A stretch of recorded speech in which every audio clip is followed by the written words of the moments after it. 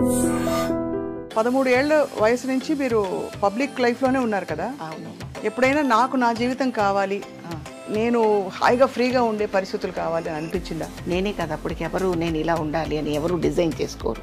Correct. కాకపోతే ఇందులోకి వచ్చాక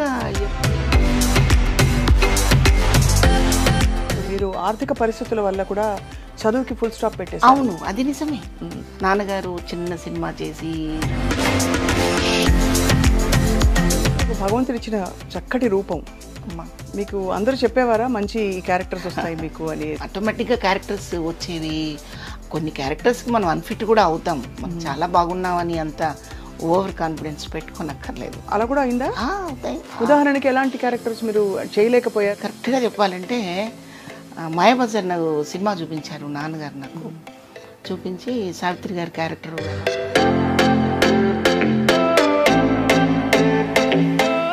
నేను చేయను. ముఖ్యంగా పౌరాణిక నాటకాలు వేయాలంటే ఒక విధమైన భాష మీద చాలా పట్టు ఉండాలి. నేను పౌరాణికం కాదమ్మా అసలు. మరి దుర్యోధనుడిగా మీ వేషం చూసాను నేను. మీకు ఎలా అనిపించింది శోభన్ బాబు గారి సినిమాలో? మీరు అబ్బో, అది చెప్పాలంటే అది ఒక అందమైన కథమ్మా. మానవుడు దానవుడు సినిమాకి ఒక 21 సార్లు వెళ్ళానమ్మా. కానీ అంత చక్కగా అంత అందంగా ఉండే శివపార్వతి గారు ఎక్కువ హీరోయిన్ పాత్రల నుంచి తొందరగా అమ్మ క్యారెక్టర్స్కి వెళ్ళిపోయారనే క్వశ్చన్ మిమ్మల్ని చాలా మంది అడుగుంటారు. మీరు అంత అందం అంటుంటే డౌట్ వస్తుందిరా నాకు. ఇప్పుడు మరి టీవీ సీరియల్స్ ప్రపంచం ఎలా ఉంది మీకు? ఇక్కడ కార్తీక మాసంలో శివపార్వతులని మనం తలుచుకుంటాం, స్మరించుకుంటాం. ఇవాళ అక్షరాల సాక్షాత్తు నటి శివపార్వతి గారిని కలవబోతున్నారు. అక్షరాల ఆవిడ చూస్తే అమ్మవారి అవతారంలాగా ఉంటారు. అందుకే ఇంటింట టీవీ సీరియల్స్ ద్వారా, అంతకుముందు వందల సినిమాల ద్వారా, అతి చిన్న వయసులో రంగస్థల అనుభవం ద్వారా ప్రేక్షకులందరికీ చాలా దగ్గరయ్యారు. వారి వ్యక్తిత్వం అంటే వారి హుందాతనం అంతా కూడా వారి పాత్రల్లో అలా కనిపిస్తూ ఉట్టిపడుతూ ఉంటుంది. నిజానికి నెగిటివ్ షేడ్స్ వేసినా, మంచి హీరోయిన్ పాత్రలు వేసినా కూడా శివపార్వతి గారిది చాలా విశిష్టమైన స్థానం అన్నది ఎవరూ కాదనలేని విషయం. వారితో మాట్లాడదాం, వారి జీవితంలోని కొన్ని మైలురాళ్ళని తెలుసుకునే ప్రయత్నం చేద్దాం. శివపార్వతి గారు నమస్కారం. నమస్తే అమ్మా. ఎలా ఉన్నారు? బాగున్నాను. కార్తీక సోమవారం శుభాకాంక్షలు ముందుగా. మీకు కూడా థ్యాంక్ యూ. సో పండుగలు బాగా పొగిడారు. అయ్యో భలేవారు. లేదు, నిజం అది. అక్షరాల మీ గురించి ఎవరికి చెప్పినా కూడా ఎంత మంచి ఆర్టిస్ట్, ఎంత మంచి నటి అని మా అమ్మగారు కూడా అన్నారు. అంటే యద్భావం తద్భావతి, మీకు తెలుసు కదా. మనం ఏ ఉద్దేశంతో ఏదనుకుంటే అలాగే అనిపిస్తూ ఉంటుంది. అది 13 ఏళ్ల వయసు నుంచి మీరు పబ్లిక్ లైఫ్లోనే ఉన్నారు కదా. అవునమ్మా. ఎప్పుడైనా నాకు నా జీవితం కావాలి అంటే నేను హాయిగా ఫ్రీగా ఉండే పరిస్థితులు కావాలి అని అనిపించిందా? అప్పటికి నేనేమి అనుకోలేదమ్మా. చిన్న వయసు కదా. నేనే కదా అప్పటికి ఎవరు నేను ఇలా ఉండాలి అని ఎవరు డిజైన్ చేసుకోరు. కరెక్ట్. తల్లిదండ్రుల మీద కుటుంబం మీద డిపెండ్ అయిపోయే ఏజ్ కదమ్మా అది. అంత ఇండివిడ్యువాలిటీ ఉండదు. నేను అప్పుడు ఏమీ అనుకోలేదు. కాకపోతే ఇందులోకి వచ్చాక ఎప్పుడు ఇలా ఉన్నాను ఏంటి అనే పరిస్థితి మాత్రం ఎప్పుడు రాలేదు తల్లి. నేను హ్యాపీగానే ఉన్నాను. అవునా? ఎందుకంటే నాటకరంగం నుంచి వచ్చాను కనుక. అవును. ఆ వాతావరణం, అక్కడ చేసిన క్యారెక్టర్స్, టీమ్స్ ఎందుకోసం నాటకం వేస్తున్నారని తెలిసినప్పుడు నేను చాలా ఆనందపడ్డాను. కేవలం బతకడం కోసం కాదు తల్లి నాటకం. కానీ ఎక్కడో నేను విన్నాను మీరు ఆర్థిక పరిస్థితుల వల్ల కూడా చదువుకి ఫుల్ స్టాప్ పెట్టేసి. అవును, అది నిజమే. అది నిజమే. నాన్నగారు చిన్న సినిమా చేసి దాంట్లో ఆయన చేతులు కాల్చుకొని అసలు సినిమా చేసే పరిస్థితి కాదు మాది. ఆయన ఉత్సాహం, ఆయనకున్న ఇంట్రెస్ట్ అలా దారి తీసింది. సో అది వద్దు, అది అవ్వదు అనుకున్న తర్వాత తెనాల్లో పుట్టి పెరగడం చేత ఆ కళాకారుల మధ్య ఉన్న ప్రోత్సాహం వల్ల నేను ఆర్టిస్ట్ని అయ్యాను. కానీ మొట్టమొదట్లో నాకు నాటకం అంటే భయం కానీ, ఇంట్రెస్ట్ కానీ, ప్రేమ కానీ, అభిమానం కానీ ఇలాంటి పదాలు అసలు ఏమీ లేవు. వాళ్ళు ఏదో మేకప్ వేశారు, అందంగా డ్రెస్ వేశారు, స్టేజ్ ఎక్కమన్నారు. ఆ జనాన్ని చూసి అసలు కాన్సన్ట్రేషన్ పూర్తిగా జనం మీద పెట్టాలనే ఆలోచన కూడా లేని వయసు అది. నన్ను ఎవరన్నా చూస్తున్నారా లేదని వెతుక్కునే రోజు అనమాట అది. చిన్న వయసులో ఆడపిల్లలు అలాగే ఉంటారు. అవును అవును నిజం. కానీ సిగ్గు బిడియం లేకుండా స్టేజ్ మీదకి వచ్చి అందరి ముందు ఒక డైలాగ్ చెప్పాలన్నా కూడా అది కూడా చాలా పెద్ద సాహసం కాదు.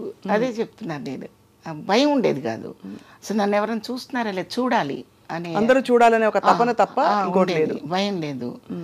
ఆ భయం లేకపోవడమే నాకు ప్లస్ పాయింట్ అయింది. భయపడితే ఆర్టిస్ట్ అవ్వలేరు కదమ్మా. అవును, నిజమే. అవును. అప్పటి నుంచి మీకు భగవంతుడు ఇచ్చిన చక్కటి రూపం. అమ్మా మీకు అందరూ చెప్పేవారా మంచి క్యారెక్టర్స్ వస్తాయి మీకు అని? అట్లా ఏమీ లేదు, ఆటోమేటిక్గా క్యారెక్టర్స్ వచ్చేవి. కొన్ని క్యారెక్టర్స్కి మనం అన్ఫిట్ కూడా అవుతాం. మనం చాలా బాగున్నామని అంత ఓవర్ కాన్ఫిడెన్స్ పెట్టుకోనక్కర్లేదు. అలా అలా కూడా అయిందా? అవుతాయి నాటకాలు. మనం చెడగొట్టిన పరిస్థితులు ఉంటాయి, కొన్ని క్యారెక్టర్స్ తెలియక చేతకాక. ఉదాహరణకి ఎలాంటి క్యారెక్టర్స్ మీరు చేయలేకపోయారు, లేకపోతే చేతకాకో లేకపోతే ఇంకో కారణం వల్ల మీకు తప్పిపోయాయని చెప్పచ్చు? తప్పిపోవడం అంటే కరెక్ట్గా చెప్పాలంటే మాయాబజార్ నాకు సినిమా చూపించారు నాన్నగారు. నాకు చూపించి సావిత్రి గారి క్యారెక్టర్ ఎలా ఉందో, ఎలా చేశారు చూడు, అది నువ్వు నాటకంలో చెయ్యాలి అన్నారు. నేను చేయనన్నాను. నేనే చేయనన్నాను. కారణం ఏంటంటే ఆమెలాగా ఇంకొకరు చేయలేరు, ఆమెలాగా ఇంకొకరిని చూడలేరు. ఆ క్యారెక్టర్ అంతే అనమాట. 100కి 100% అనొచ్చో, 1000కి 1000% అనొచ్చో, ఏమనాలో నాకైతే తెలియదు. కానీ కొన్ని పాత్రలు వాళ్ళు చేశాక ఇంకొకళ్ళు చేయకూడదు. అవును. ఇమిటేషన్ చేసినా కూడా కరెక్ట్ కాదు, సాధ్యపడదు. అంటే అది రంగస్థలం మీద వేయించాలనా లేక నాటకం? అది అంటే బట్ అప్పుడు అభ్యంతరం ఎందుకు? అది సినిమా, ఇది రంగస్థలం కదా. అయినా కూడా చూసే ప్రేక్షకుడికి సావిత్రి గారు గుర్తొస్తారు. గుర్తొచ్చి మళ్ళీ ఆ కంపారిజన్ వస్తుంది. ఖచ్చితంగా కంపారిజన్ వస్తుంది. మీరు చూడండి, రామారావు గారు కృష్ణుడు వేశాక మనం ఎవరు ఎంతమంది వేసినా కూడా మనకి రామారావు గారే గుర్తుకొస్తారు. అవును కదమ్మా. అలా అన్నమాట. ఆ ఫ్లేవర్ పోగొట్టకుండా, అంటే మనం చేయడం వల్ల ఆ ఫ్లేవర్ పోతుందని కదా పాత్రకి. ఆ పాత్రకి ఆ ఫ్లేవర్ పోగొట్టకుండా ఉండాలంటే మన మనసుకి ఒక నిర్ధారణ ఉండాలి. అవును. మనం చేయగలమా లేదా, మనకు ఆ క్యాపబిలిటీ ఉందా లేదా అని చూసుకోగలగాలి. అది మీరు నాటకాలు వేయడానికి, ముఖ్యంగా పౌరాణిక నాటకాలు వేయాలంటే ఒక విధమైన భాష మీద చాలా పట్టు ఉండాలి. నేను పౌరాణికం కాదమ్మా, అసలు వేయలేదు. మరి దుర్యోధనుడిగా మీ వేషం చూసాను నేను. అదేంటంటే నాకు ఇష్టం. అంతేనా? అలా క్యారెక్టర్స్ డిఫరెంట్గా చెయ్యాలని. అది కూడా ఈ మధ్య జీ తెలుగు వాళ్ళు నాకు సరదాగా అవకాశం ఇచ్చారు. చిత్రం పళ్ళారే విచిత్రం సాంగ్ చేశామన్నమాట. అందుకోసం ఆ దుర్యోధనుడి గెటప్ వేసుకున్నాను. అయితే దీనికి అంకురార్పణ ఏంటంటే, చిన్నప్పుడు నా 16వ ఏట, 16-17 సంవత్సరాల వయసులో చంద్రంగాడి పెళ్ళి అని ఒక నాటికి రాశారు ఒక అతను. ఆ చంద్రం క్యారెక్టర్ నేను చేశానమాట. వాడు నూనూగు మీసాలతో ఉండి అమ్మాయిల్ని కవ్విస్తూ ఎవరైనా నేనంటే పడిపోవాల్సిందేరా అంటూ కుర్రాళ్ళందరూ కలిసి ఒక సందడి చేసే ఇన్సిడెంట్ నాటిక అనమాట. అది నేను వేశాను. సో అబ్బాయి క్యారెక్టర్ మీరు వేశాను. అబ్బాయి క్యారెక్టర్ వేసి నేనే అబ్బాయిని అనుకొని అమ్మాయి మీద చేయి వేస్తే సిగ్గుపడ్డ పిల్లలు కూడా ఉన్నారు. ఓహో, నిజమైన అబ్బాయి అనుకున్నారు. అంత న్యాచురల్గా నటించారు. చక్కగా ఎంత అందంగా ఉన్నాడని చెప్పి వాళ్ళ దగ్గరకు వచ్చి ఇలా పట్టుకుంటే, నేను ఇలా అంటే కొంటెగా ప్రవర్తిస్తున్నాడు ఆ కుర్రాడని కంప్లైంట్లు అప్పటికప్పుడు అన్నీ జరిగిపోయాయి. కంప్లైంట్లు కూడా వెళ్ళే. సో అదొక చిన్న సరదా అనమాట. ఆ సరదాతో అలా జరిగింది. ఆ తర్వాత నేను మగాడిగా పుట్టుంటే ఎంత బాగుండనే ఆలోచన కూడా ఒకసారి వచ్చింది. అంటే మామూలుగా అమ్మాయిలుగా పుట్టాలని అందరూ కోరుకుంటారు. అందరూ కొంచెం అటెన్షన్ ఎక్కువ అవుతుంది, అవకాశాలు వస్తాయంటారు. కానీ అబ్బాయిగా ఎందుకు అనుకున్నారు మీరు? ఏమన్నా అంటే అప్పుడు అనుకోలేదు, ఈ ఒక 15 ఏళ్ల క్రితం అనుకున్నాను. అంటే సమాజంలో జరుగుతున్న విషయాలు కానివ్వండి, ఆడదాని పట్ల ఉన్న నిరాదరణ కానివ్వండి, ఎంత చదివినా ఎంత ఎదిగినా ఒదిగొదిగి ఉండే నైజం కానివ్వండి, ఇంకా వెనకబడే ఉన్నామా అన్న ఒక ఫీలింగ్ వచ్చినప్పుడు నేను ఎందుకు మగాడిని పుట్టుంటే బాగుండు కదా, నేను ఎందుకు పుట్టలేదనే ఫీలింగ్ అలా వచ్చేదనమాట. మీకు ఎప్పుడైనా వ్యక్తిగతంగా అయ్యాయండి అలాంటి సంఘటనలు? అంటే ఇలా ఇంత తీవ్రమైన భావన రావడానికి మిమ్మల్ని ఇబ్బంది పెట్టడం, నిరాదరణ ఉంటాయమ్మా. ముఖ్యంగా అసలు మగాళ్ళని అనడం కంటే ఆడదానికి ఆడదే శత్రువు అంటే కరెక్ట్గా ఉంటుందేమో. మనం ఎప్పుడు ఏమనుకుంటాం, పురుషాధిక్యత, దానివల్లనే మనల్ని సరిగా గమనించటం లేదు, దానివల్లనే మనల్ని గుర్తించట్లేదు అనుకుంటాం కదా.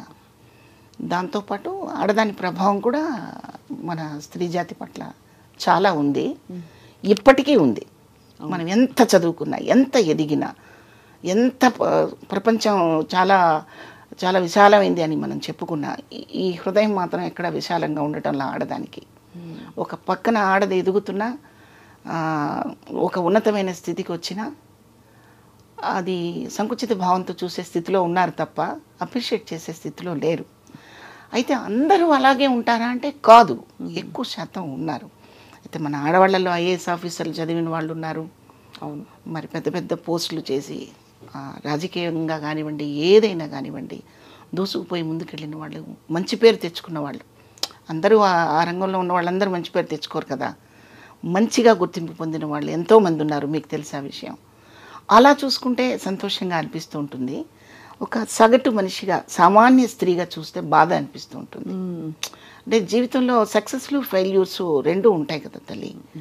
అయితే ఎవరైనా అలా ఫెయిల్యూర్ అయినప్పుడు చేయూతనిచ్చి, బూస్టప్ ఇచ్చి, మాట వల్ల, వాళ్ళ చర్య వల్ల చేయూతనిచ్చే శాతం ఎప్పుడూ తక్కువగానే ఉంది. అవును. అందుకని అలా అనిపిస్తుంది. అలా అనిపిస్తుంది. కానీ అంటే మీరు ఇబ్బంది పడింది ప్రొఫెషనల్ రైవలరీ వల్ల కాదు, కాదు, వ్యక్తిగతంగా మీ జీవితంలో ఉన్న వ్యక్తిగతంగా మనం సొసైటీలో మన బతుకు మనం బతుకుతున్నా, మన ప్రపంచంలో మనం దాన్ని ఉన్నతంగా బతుకుతున్నా, ఏముందిలే సినిమా వాళ్ళనో, ఏముందిలే టీవీ వాళ్ళనో, ఏముందిలే నాటకాల వాళ్ళనో, ఈ ఈ నానుడి ఈ మాట ఎక్కడైనా అనిపించుకోకుండా తప్పలేదు. అప్పుడు నాకు అనిపించేది అనమాట, ఇలా కాకుండా అలా ఉండుంటే నేను కూడా ఐఏఎస్ ఆఫీసరో ఇంకేదో అయ్యి ఉంటే ఇలా అన్నారు కదా. అప్పుడు ఆర్టిస్ట్ అవ్వడం వల్ల కదా ఇలా అంటున్నారు, ఆడది అవ్వటం వల్ల కదా ఇలా మాట్లాడతారు అనిపించేదే తప్ప, ఆ తర్వాత నా ఆత్మస్థైర్యంతో నేను వాటన్నిటిని బయటికి నెట్టగలిగాను. కానీ మీ సినిమా ప్రయాణం చూస్తే మామూలు ప్రయాణం కాదండి. మీకు 200 పైగా సినిమాలు, అండ్ అలాగే టీవీ సీరియల్స్, ఇంకా ఒకటి కాదు, రంగస్థల అనుభవం అంతకుముందు, పెద్ద పెద్ద దిగ్గజాలతో నటించే అవకాశం, ఇవన్నీ పెట్టుకుని కూడా మీకు కూడా ఇబ్బందులు అయ్యాయంటే అర్థం కాదు చాలా మందికి. ఇబ్బందులు అంటే అమ్మా నేను అనేది పరిశ్రమ వల్ల కాదు, టోటల్గా మనం ఒక సొసైటీలో ఉంటాం కదమ్మా, ఎక్కడో ఒక చోట నివాసం ఉండాలా? అవును, ఉంటాం కదా. అవును. అక్కడ అది తెనాలి కావచ్చు, గుంటూరు కావచ్చు, హైదరాబాద్ కావచ్చు, ఇంకేదైనా కావచ్చు, హైదరాబాద్లో ఏదే ఒక ప్లేస్ కావచ్చు. ఒక మనిషి ఎదుగుదలని చూసి అప్రిషియేట్ చేసేదానికంటే క్రిటిసైజ్ చేసేవాళ్ళు ఆడవాళ్ళలో ఎక్కువ శాతం ఉన్నారు. కరెక్ట్. ఇది వద్దు అంటాను నేను. నాట్ ఓన్లీ ఆర్టిస్ట్ గురించి కాదు నేను చెప్తున్నది, అందరి ఒక ఫ్యామిలీలో ఏదైనా వాళ్ళ ఫ్యామిలీలో ఏమైనా డిస్ప్యూట్స్ రావచ్చు, డైవర్స్ తీసుకోవచ్చు, కావాలని ఆ భర్తతో దూరంగా ఉండే పరిస్థితులు రావచ్చు, ఉండాల్సిన పరిస్థితులు. నిజంగా సమస్య తెలుసుకొని ప్రోత్సహించకుండా ఆ భర్తని వద్దనుకున్నా, లేదా కొన్ని సమస్యల వల్ల పిల్లల్ని తన కష్టంతో బతికించుకుంటున్నా కూడా చిన్న చూపు చూసే పరిస్థితులు మనం ఎక్కువ చూస్తున్నాం. అవును, అది నేను మాట్లాడుతున్నాను. అది కరెక్టే. చాలా అది మీరు మదన పడి ఉంటారు, ఇబ్బంది పడి ఉంటారు చాలా విధాల.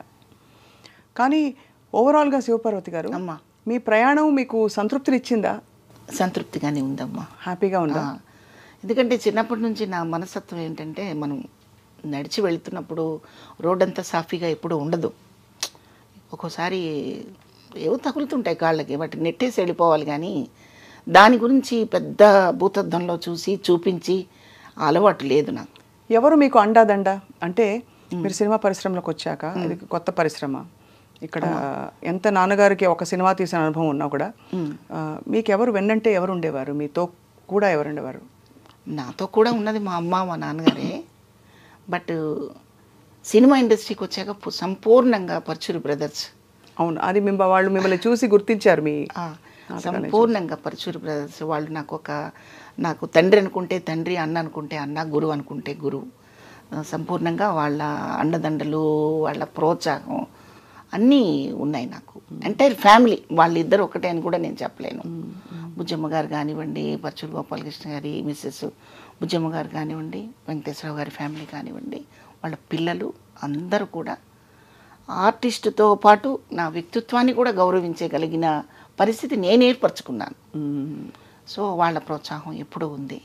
ఇక ఇండస్ట్రీకి వచ్చాక నాకు వేషం ఇచ్చిన ప్రతి డైరెక్టరు, ప్రొడ్యూసరు కూడా నన్ను ప్రోత్సహించారనే చెప్పాలి కదమ్మా. అవును, నిజమే కదా. ఎందుకంటే నేను ఫస్ట్ టైం యాక్ట్ చేస్తున్నప్పుడు వాళ్ళ దగ్గర నా వైఖరి తెలియదు, నేను ఎంత బాగా చేస్తానో ఎంత బాగా చెడగొడతానో రెండూ తెలియదు.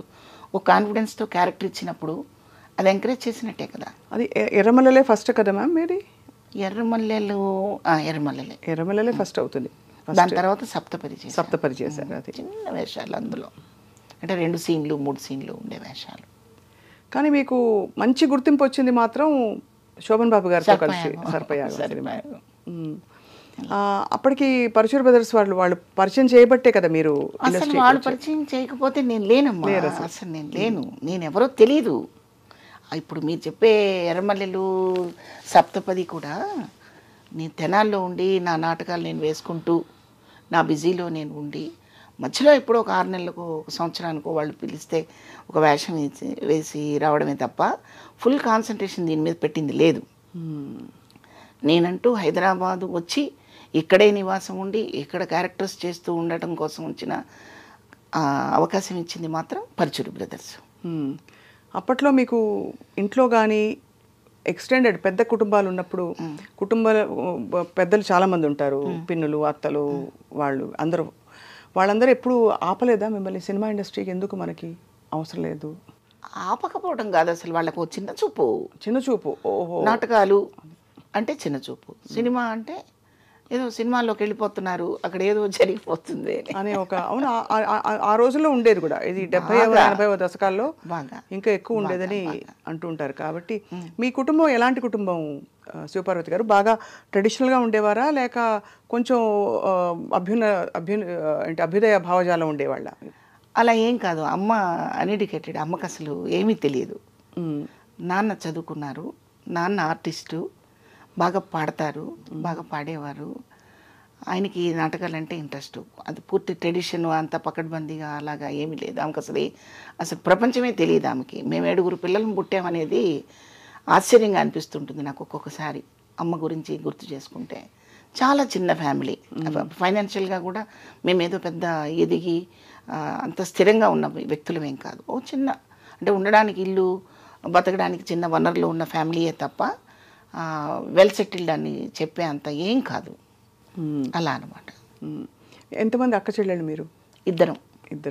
అండ్ ముగ్గురు బ్రదర్స్. సో అయితే మీరు మొత్తం 5గురికి మీరు అంటే దాదాపు 7 అని చెప్పారు. 7గురిలో 2 వెళ్ళిపోయారు. ఎప్పుడు? చిన్నప్పుడే? చిన్నప్పుడు. మేము 5 ముగ్గురు బ్రదర్స్ ఉన్నారు. అసలు పెద్ద పెద్ద కుటుంబాల్లో ఎన్ని జరిగిపోతూ ఉంటాయండి కళ్ళ ముందు, అర్థం కాదు కదా. అవి మొత్తం అంటే దాన్ని జీర్ణించుకునే లోపు ఇంకోటి ఏదో కొత్త సమస్య, సవాలు, పని, ఒత్తిడి, ఇవన్నీ ఎలా జీవితం, మీ బాల్యం, మీ యవ్వనం అంతా అందులోనే కొనసాగిపోయింది. పెద్ద కుటుంబాల్లో ఏముందిలేమ్మా, మాలాంటి చిన్న కుటుంబాల్లో కూడా ఎన్నో జరుగుతూ ఉంటాయి. అవి ఆపలేము. అంటే అది బుద్ధిని బట్టి, సంస్కారాన్ని బట్టి ఉంటుంది. ఉదాహరణకి మా మదరు చనిపోయి రేపు వచ్చే ఫిబ్రవరికి 2 years అవుతుంది. 2 years. అయితే సమాజం ఎలా ఉంది అంటే డబ్బు వల్ల మనసు ఎదగదు, డబ్బుతో సంబంధమే లేదు. మనిషి ఎదగాలి, మనసు ఎదగాలి. దానికి ఏమి పెద్ద పెద్ద ఎక్విప్మెంట్స్, కోట్లు, డబ్బులు, ఎకరాలు, పొలాలు అక్కర్లేదు. మనసుకు పదును పెడితే చాలు. అయితే ఆ మనసుకు పదును పెట్టడం చాలామంది మర్చిపోయారు. అమ్మకి 3 కొడుకులు ఉండి కూడా ఆమె దాన్ని ఏమంటారు, అంతిమయాత్రలో ఆమెకి సంబంధించిన సంస్కారాలు చేయడానికి 2 కొడుకులు రాలేదమ్మా. అలా ఎలా జరిగింది అసలు? రాలేదు అంటే పెళ్ళిళ్ళు అయిన తర్వాత వాళ్ళ వరలోకి ఇరుక్కుపోతారు కొంతమంది మగవాళ్ళు.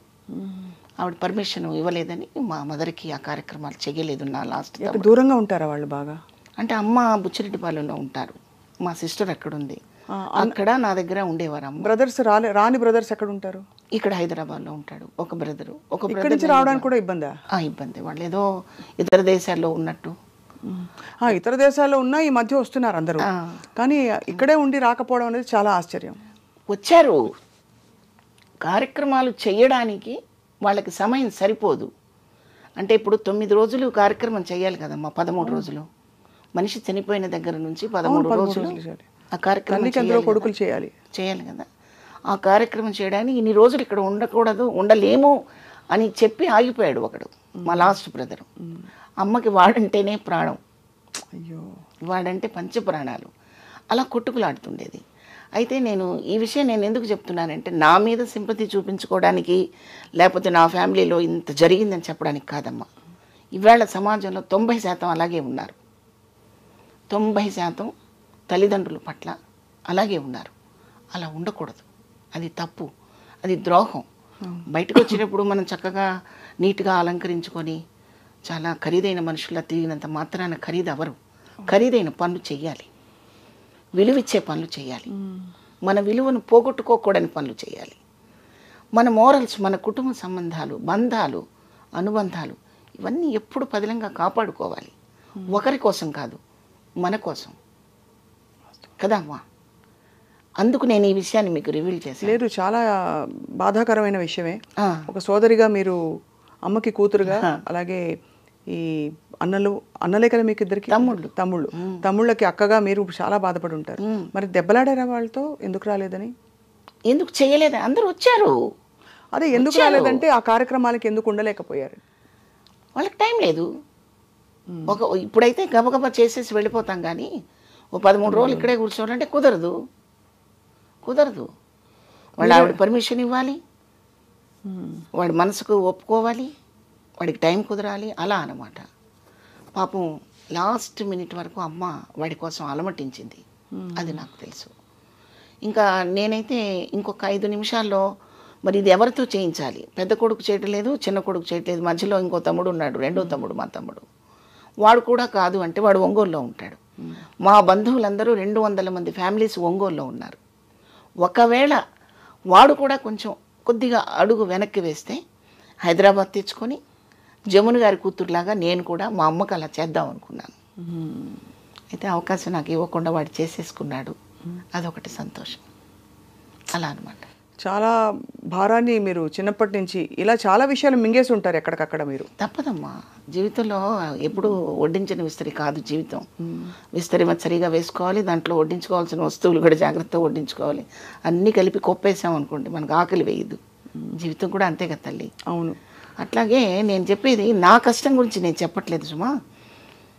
జనం బయట అంతా ఎలా ఉన్నారంటే 90% ఇదే పరిస్థితుల్లో ఇదే పంధాలో నడుస్తున్నారు. తల్లిదండ్రులు చనిపోయే పరిస్థితి తీసుకొచ్చేది వాళ్ళే, చనిపోయిన తర్వాత దుర్మార్గంగా చూసేది కూడా వాళ్ళే. అవును. అలా చేయొద్దని 2 చేతులెత్తి దండం పెట్టి మరీ చెప్తున్నాను. మనిషి జన్మకి సార్థకత మన ధర్మాలు మనం పాటించినప్పుడే. అవును. అవి పాటించకపోతే మనిషి అని చెప్పడానికి అర్హత ఎవరికీ ఉండదు. అందుకు నేను చెప్తున్నాను. ఎందుకంటే నేను కూడా ఒక అమ్మని, నానమ్మని. వేషాలు కూడా అన్నీ అమ్మ వేషాలు, నానమ్మ వేషాలు. ఒక తల్లి ఆర్ద్రత, ఒక తల్లి హృదయం పర్సనల్గా చవి చూసిన దాన్ని, పాత్రల ద్వారా మరింత వైడ్గా చూసిన దాన్ని. అందుకని చెప్తున్నాను, ఎవరైనా నా మాట, ఎవరైనా ఒక్క మాటైనా అలా మనసుకు తాకితే నేను చాలా సంతోషపడతాను. చాలా గొప్ప మాట, అవసరమైన మాట చెప్పారు. అవునమ్మా. శివపార్వతి గారు, అయితే మీరు ఇండస్ట్రీకి వచ్చిన కొత్తల్లో ఇంకా వరుసగా మీకు వర్క్ ఉండేదా? ఆ టైంలో షూటింగ్లకి మీ వెంట ఎవరు ఉండేవారని? అంటే అమ్మ కానీ నాన్నగారు కానీ వచ్చే పరిస్థితుల్లో ఉన్నారా? నేను ఇండస్ట్రీకి వచ్చేప్పటికే నాన్నగారు లేరు. నాన్నగారు వెళ్ళిపోయారు. అసలు నేను సినిమా ఆర్టిస్ట్ అయ్యాక నాన్న చూసుకోలేదు. మీరే అయితే మొత్తం ఆల్మోస్ట్ కొడుకుగా, కూతురుగా, పెద్ద కొడుకు మీరే ఇంటికి అలా జరిపించారు మొత్తం. అప్పుడు భయం వేసేది కాదు శివపార్వతి గారు మీకు? భయం వేసేది కాదు. ఎందుకంటే ఇది ఒక పురుషాధిక్య సమాజం, ప్రపంచం, సినిమా ఇండస్ట్రీలో మరింతగా. అండ్ ఆడపిల్లలకి అందులో మీలాగా చాలా అందంగా, రూపవతంగా, నువ్వేదో ప్రేమతో అన్నిసార్లు లేదు, ఇప్పటికే లక్షణంగా కళకళలాడుతున్నారు మీరు నానమ్మ అయ్యాక. అప్పుడు ఇంకా ఎంత బాగుండేవారో మీ సినిమా చూస్తే అఫ్కోర్స్ అర్థం అవుతుంది. కానీ అప్పుడప్పుడే లోకంలోకి అడుగు పెడుతున్న శివపార్వతి గారికి ఎలా ఉండేది? అమ్మో, వీళ్ళతో ఎక్కువ మాట్లాడితే ఏమనుకుంటారా, ఎందుకు వీళ్ళు ఎందుకు ఇలా ఎక్కువ నాకేసి చూస్తున్నారు, భయాలు ఉంటాయి కదా? డెఫినెట్గా ఉంటాయమ్మా, తప్పకుండా ఉంటాయి. బట్ ఆ భయాలు నన్ను ఎప్పుడు భయపెట్టలేదు. నా భయమే అది. అవతల వాళ్ళని చూసి భయపడటం అనేది నా వంతు, కానీ వాళ్ళెవరూ నన్ను భయపట్టలేదు.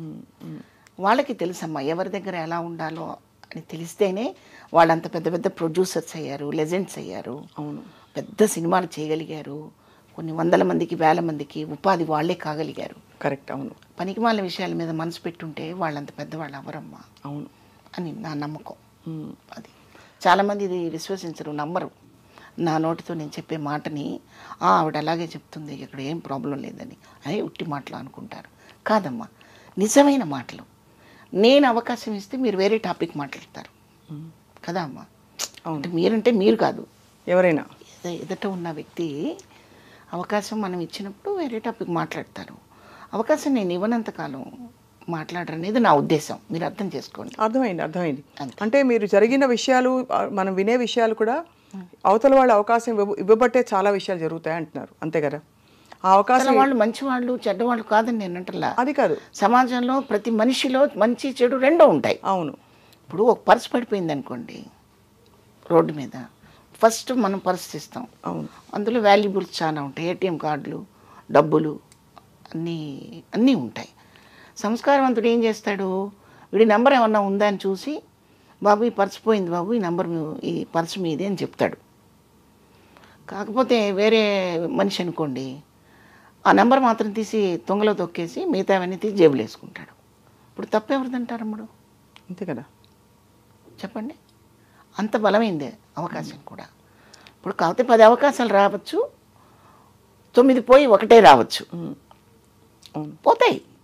అలా మనం వేరే తోవలోకి వెళ్ళకపోతే అన్ని అవకాశాలు వస్తాయా అంటే రాకపోవచ్చు. ఓర్పు ఉండాలి మనకి, ఓర్పు ఉండాలి. బహుశా మీరు అన్నట్టు అదే, మన మీద మనకు నమ్మకం ఉండాలి. ఎందుకంటే మీరు సప్తపది, ఎర్రమల్లెలు అవన్నీ పాత్రలు వేశాక కూడా మీరు అన్ని 200 సినిమాల ప్రయాణం మీరు కొనసాగింది. అంటే ఖచ్చితంగా మీ మీద మీ రంగస్థల అనుభవంతో పాటు మీకుండే ఆత్మస్థైర్యం కూడా చాలా కలిసి వచ్చింది కదండి. అందులో పరుచూరి బ్రదర్స్ మీకు చాలా సపోర్ట్ చేసేవారు. అంటే వాళ్ళు డైరెక్ట్గా సినిమాలో పాత్రలు ఆఫర్ చేశారా మీకు? ఎలాగా? సప్తపది, సర్పయాగం అప్పుడు ఆయనే డైరెక్టర్ గారమ్మా. గోపాలకృష్ణ గారి డైరెక్షన్ దానికి, రామానాయుడు గారు, సురేష్ ప్రొడక్షన్స్. కొంచెం నాయుడు గారే భయపడ్డారు, కొత్త వాళ్ళు గోపాలకృష్ణ గారు ఏం చేస్తారంటే, లేదండి మనం అవకాశం ఇస్తేనే కదా వాళ్ళు పాత వాళ్ళు అవుతారు అని చెప్పి ఒప్పించి అవకాశం ఇచ్చింది మాత్రం పరుచూరి బ్రదర్స్ ఇద్దరు కూడా. సో నాయుడు గారు కూడా ఒక సీన్ చేశాక, ఒకరోజు షూటింగ్ జరిగాక ఆయన ఉండి, నువ్వు చక్కగా రోజు ఇలా చక్కగా రెడీ అవ్వాలి, హెయిర్ డిస్టర్బ్ అవుతుందా, మేకప్ డిస్టర్బ్ అవుతుందా అన్నీ చూసుకోవాలి, కాన్సన్ట్రేషన్ అంతా క్యారెక్టర్ మీద పెట్టు నువ్వు అని చెప్తుండేవారు ఆయన. ఎటువంటి సినిమాలు చేసిన ప్రొడ్యూసర్ అమ్మా ఆయన. మరి మాలాంటి వాళ్ళకి ఎందుకు చెప్పాలి అసలు? బెదిరించవచ్చు కదా, అది నేను అన్నది ఇందాక. మాకు భయం ఉండొచ్చు కానీ అవతల వాళ్ళు మనం భయపెట్టలేదు అంటే దాని అర్థం అదే. రామానాయుడు గారు ఏంటి ఇలాంటి వాళ్ళని పట్టుకొచ్చారని ఒక్క మాట అంటే ఫేడ్ అవుట్ అయిపోతాం. ఎప్పుడూ అనలేదు. శోభన్ బాబు గారు ఆయన అప్పటికే చాలా చాలా గొప్ప అందగాడని ప్రపంచవ్యాప్తంగా అందరూ, తెలుగు వారందరికీ అభిమాన నటుడు. మీకు ఎలా అనిపించింది శోభన్ బాబు గారి సినిమాలో? అబ్బో, అది చెప్పాలంటే అది ఒక అందమైన కథ అమ్మా. నేను వచ్చినప్పుడు మానవుడు దానవుడు సినిమాని స్కూల్ ఎగ్గొట్టేసి, అంటే నేను చదివిందే 7th అనుకోండి, అది కూడా ఆరాకొరగా వెళ్ళేదాన్ని స్కూల్కి. 2 దెబ్బలు తిని, తిట్లు తిని వెళ్ళేదాన్ని, అక్కడ తిట్లు తిని బయటకు వచ్చేదాన్ని. ఆ పరిస్థితిలో మానవుడు దానవుడు సినిమాకి ఒక 21 సార్లు వెళ్ళానమ్మా. 21 times. ఎందుకు అంటే ఇది నిజంగా కొంచెం ఎగ్జాగరేషన్ అనుకుంటారు మీరు. అణువు అణువున వెలసిన దేవా అనే ఒక సాంగ్ మీకు గుర్తుంది కదమ్మా. ఆ సాంగ్ అంటే నాకు పిచ్చమ్మా. సో అణువు అణువున పాట మీకు ఫేవరెట్ పాట? నాకు చాలా ఇష్టమయ్యేది. అప్పుడు నాకు ఎంతమ్మా, చిన్న వయసు, నాకు 7th అంటే 11 ఏళ్ళేమో అంతే. నాకు చాలా ఇష్టమయ్యేది అది. ఇప్పట్లాగా యూట్యూబ్లు మళ్ళీ పెట్టుకొని వినడానికి అవకాశం లేదు కదా, అందుకని ఆ పాట వినటం కోసం అన్నిసార్లు వెళ్ళాను నేను. తర్వాత శోభన్ బాబు గారిని ఒకసారి ఎప్పుడైనా చూడటం అవుతుందా లేదా అని నాటకాల్లోకి వచ్చాక, నాటకాలు వేస్తున్నప్పుడు అనిపించింది ఒకసారి, ఎలా మనకెలా కుదురుతుంది శోభన్ బాబు గారిని చూడటం, అవన్నీ పిచ్చి కళలు, అట్లాంటి కళలు కనకూడదు అని తిడుతుండేవారు నా ఫ్రెండ్స్. కానీ ఆ శోభన్ బాబు గారితో నేను యాక్ట్ చేస్తున్నానని అనిపించినప్పుడు ఇది కళ నిజమా అనుకుని నన్ను నేను ఇలా తట్టుకున్న రోజు ఉంది. బా నిజంగా అమ్మ, మీరు చెప్పండి అది ఎంత థ్రిల్లింగ్గా ఉంటుంది. అమ్మో, అసలు వినడానికే అసలు ఒకలాగా ఒక డ్రీమ్లా ఉంది కదా, fairy tale. Yes yes. Ticket మా అమ్మ ఇచ్చిన డబ్బులు టికెట్ సరిపోక 75 పైసలమ్మ అప్పుడు టికెట్. 75, ఒక్కోసారి 5 అన్నా తగ్గేది, 10 రూపాయలు 10 పైసలన్నా తగ్గేది. వాడికి ఏవో కబుర్లు చెప్పి రోజు వస్తున్నాను కదా రేపు ఇస్తాను 10 రూపాయలు 10 పైసలు అని చెప్పి టికెట్ తీసుకుంటే వాడు జాలిగా చూసి టికెట్ చేతిలో పెట్టేవాడు. రాను రాను వాడు టికెట్ లేకుండా పంపించే స్థితికి వచ్చాడు. మీ అభిమానం తట్టుకోలేక టికెట్ లేకుండా ఏంటి పిచ్చి అని అలా అసలు పోను వెళ్ళి కూర్చోని పంపించేవాడు.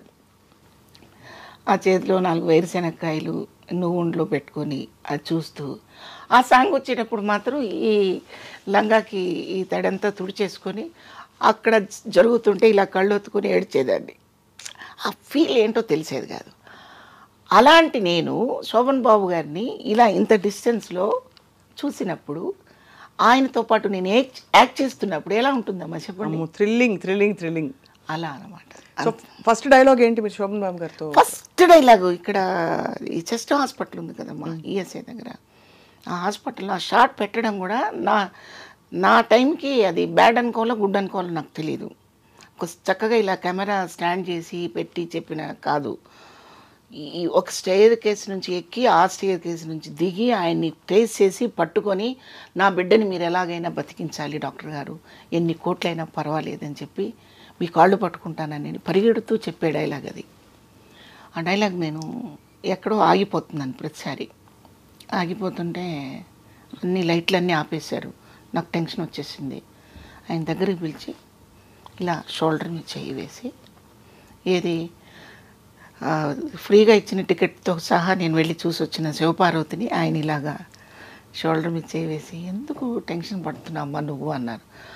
తెలియదండి, పరిగెడుతుంటేనేమో ఇది గస వస్తుంది, మీరు అనేది నాకు ఊహించలేకపోతున్నాను, భయం వేస్తుంది, డైలాగ్ మర్చిపోతున్నాను అని. అంటే ఇక్కడ ఒక అక్షరం పోయినా ఎవరు ఇక్కడ అదే అక్షరం పలకలేదని అడిగే షాట్ కాదు ఇది. మీరు ఒకటే గుర్తుపెట్టుకోండి అమ్మా, మీ బిడ్డకి బాగాలేదు, డాక్టర్ని ప్రాధాయపడుతున్నారు, మీరేం చెప్పాలో చెప్పేసేయండి అన్నాడు. ఇంకా తర్వాత ఒకటే షాట్లో ఓకే అయిపోయింది అది. అబ్బా, ఏం చెప్పారు చెప్పరా ప్లీజ్? అదే చెప్పాను అక్కడ. డాక్టర్ గారు ఒకసారి డాక్టర్ గారు డాక్టర్ గారు డాక్టర్ గారు డాక్టర్ గారు అంటూ వెంటబడి పరిగెత్తుకుని వెళ్ళి ఎన్ని కోట్లైనా ఇస్తాను డాక్టర్ గారు, నా బిడ్డని బతికించండి డాక్టర్ గారు, ప్లీజ్ డాక్టర్ గారు, ప్లీజ్ డాక్టర్ గారు అంటుండగా షార్ట్ అయిపోయింది. ఈ షార్ట్ అవ్వగానే నాగేష్ గారు వచ్చి అప్రిషియేట్ చేశారు ఫస్ట్. ఆయనంత మహానుభావుడో చెప్పండి. ఆయన అసలు ఆయన నా నుదురు మీద ముద్దు పెట్టేసుకొని ఎంతో తబ్బిపోయి ఎంత మంచి ఆర్టిస్ట్ నాయుడు గారు అంటే ఉట్టిదే. వాళ్ళు చేసిన క్యారెక్టర్లో నేను ఏముంది అక్కడ చేసింది చిన్న షార్ట్.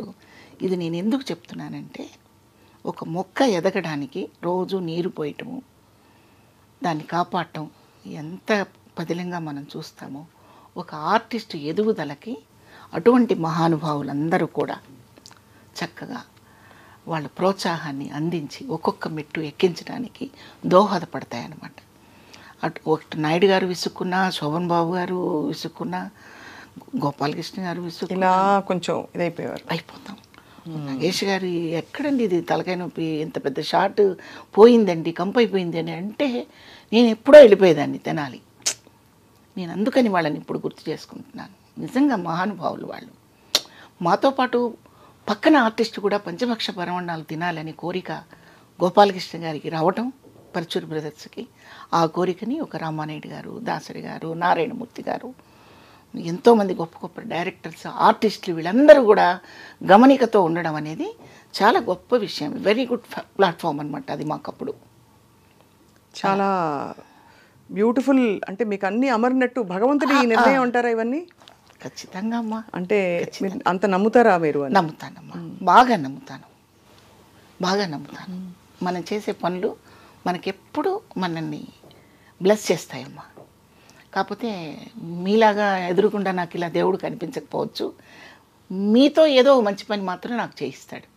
ఏదో అలా భగవంతుడు ఏ మార్గంలో ఎప్పుడు రావాలో అది అలా మనకు మీకు అనేక తెలీదు. సందర్భాల్లో స్ఫురించి మీకు ఇలా దేవుడు దయ వల్ల జరిగింది. ఇప్పుడు గోపాలకృష్ణ గారిలో ఆ భావన కలిగించింది దేవుడు, కానీ దేవుడు నాకు కనిపించడు.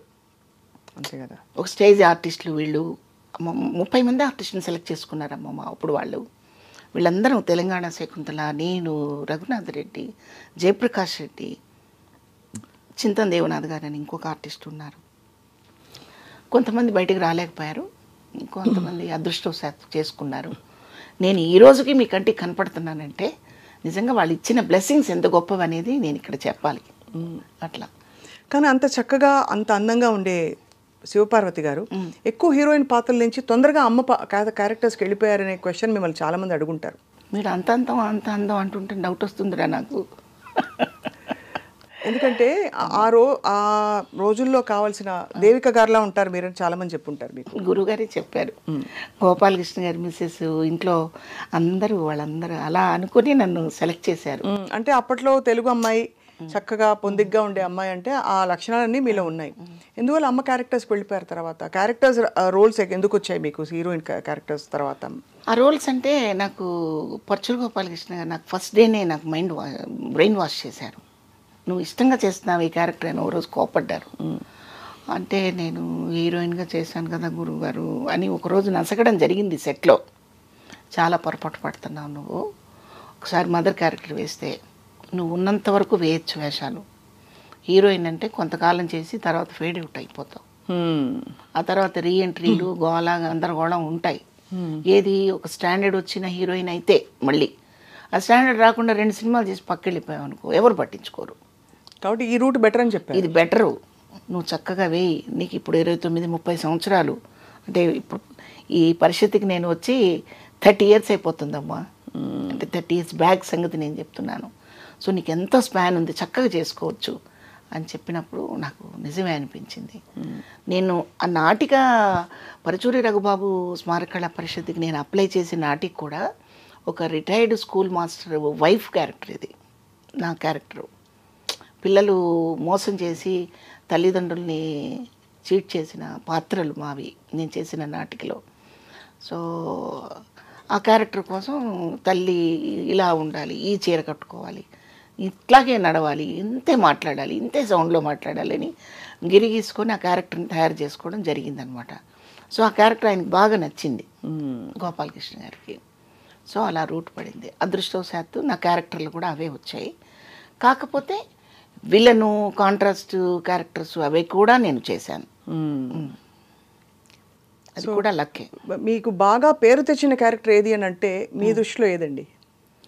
పేరు తెచ్చిన క్యారెక్టర్ అంటే చాలా ఉన్నాయమ్మా, ఒక్కటే అని చెప్పలేను నేను. నెగిటివ్ షేడ్ క్యారెక్టర్స్ బాగా మీకు మంచి పేరు వచ్చాయి కదా? సింహసింహంలో క్యారెక్టర్ చాలా బాగా వచ్చింది. నాకు ఇష్టమైతే పాజిటివ్గా ఉండే క్యారెక్టర్స్. ఆహ్వానంలో మంచి క్యారెక్టర్ ఉందమ్మా, ఎస్వి కృష్ణారెడ్డి గారి పిక్చర్ అది. ఆయన సినిమాలు చాలా గొప్పగా ఉంటాయి. చాలా చాలా. ఆహ్వానంలో ఒక సీన్ ఉంటుందమ్మా, కోడల్ని వెనకేసుకొచ్చి కొడుకుని తిడుతుందనమాట. నువ్వు ఇటువంటి దుర్మార్గుడు అనుకుంటే నా చనుబాలు తాగేటప్పుడే నువ్వు నా మంగళసూత్రంతో ఆడుకుంటూ నా చనుబాలు తాగేవాడివిరా, నువ్వు ఇలాంటి వాడు అనుకుంటే అదే తాళితో నీకు గొంతుకు వేసి చంపేసేదాన్ని అని రాశారు దివాకర్ గారు. ఎంత గొప్ప డైలాగు అసలు అది. తల్లి కొడుకుని అలా అండం, కోడల్ని వెనకేసుకొస్తూ ఎక్కడ చూస్తామండి అలాంటి చెప్పండి. ఇప్పుడు ఎక్కడ చూస్తున్నాం?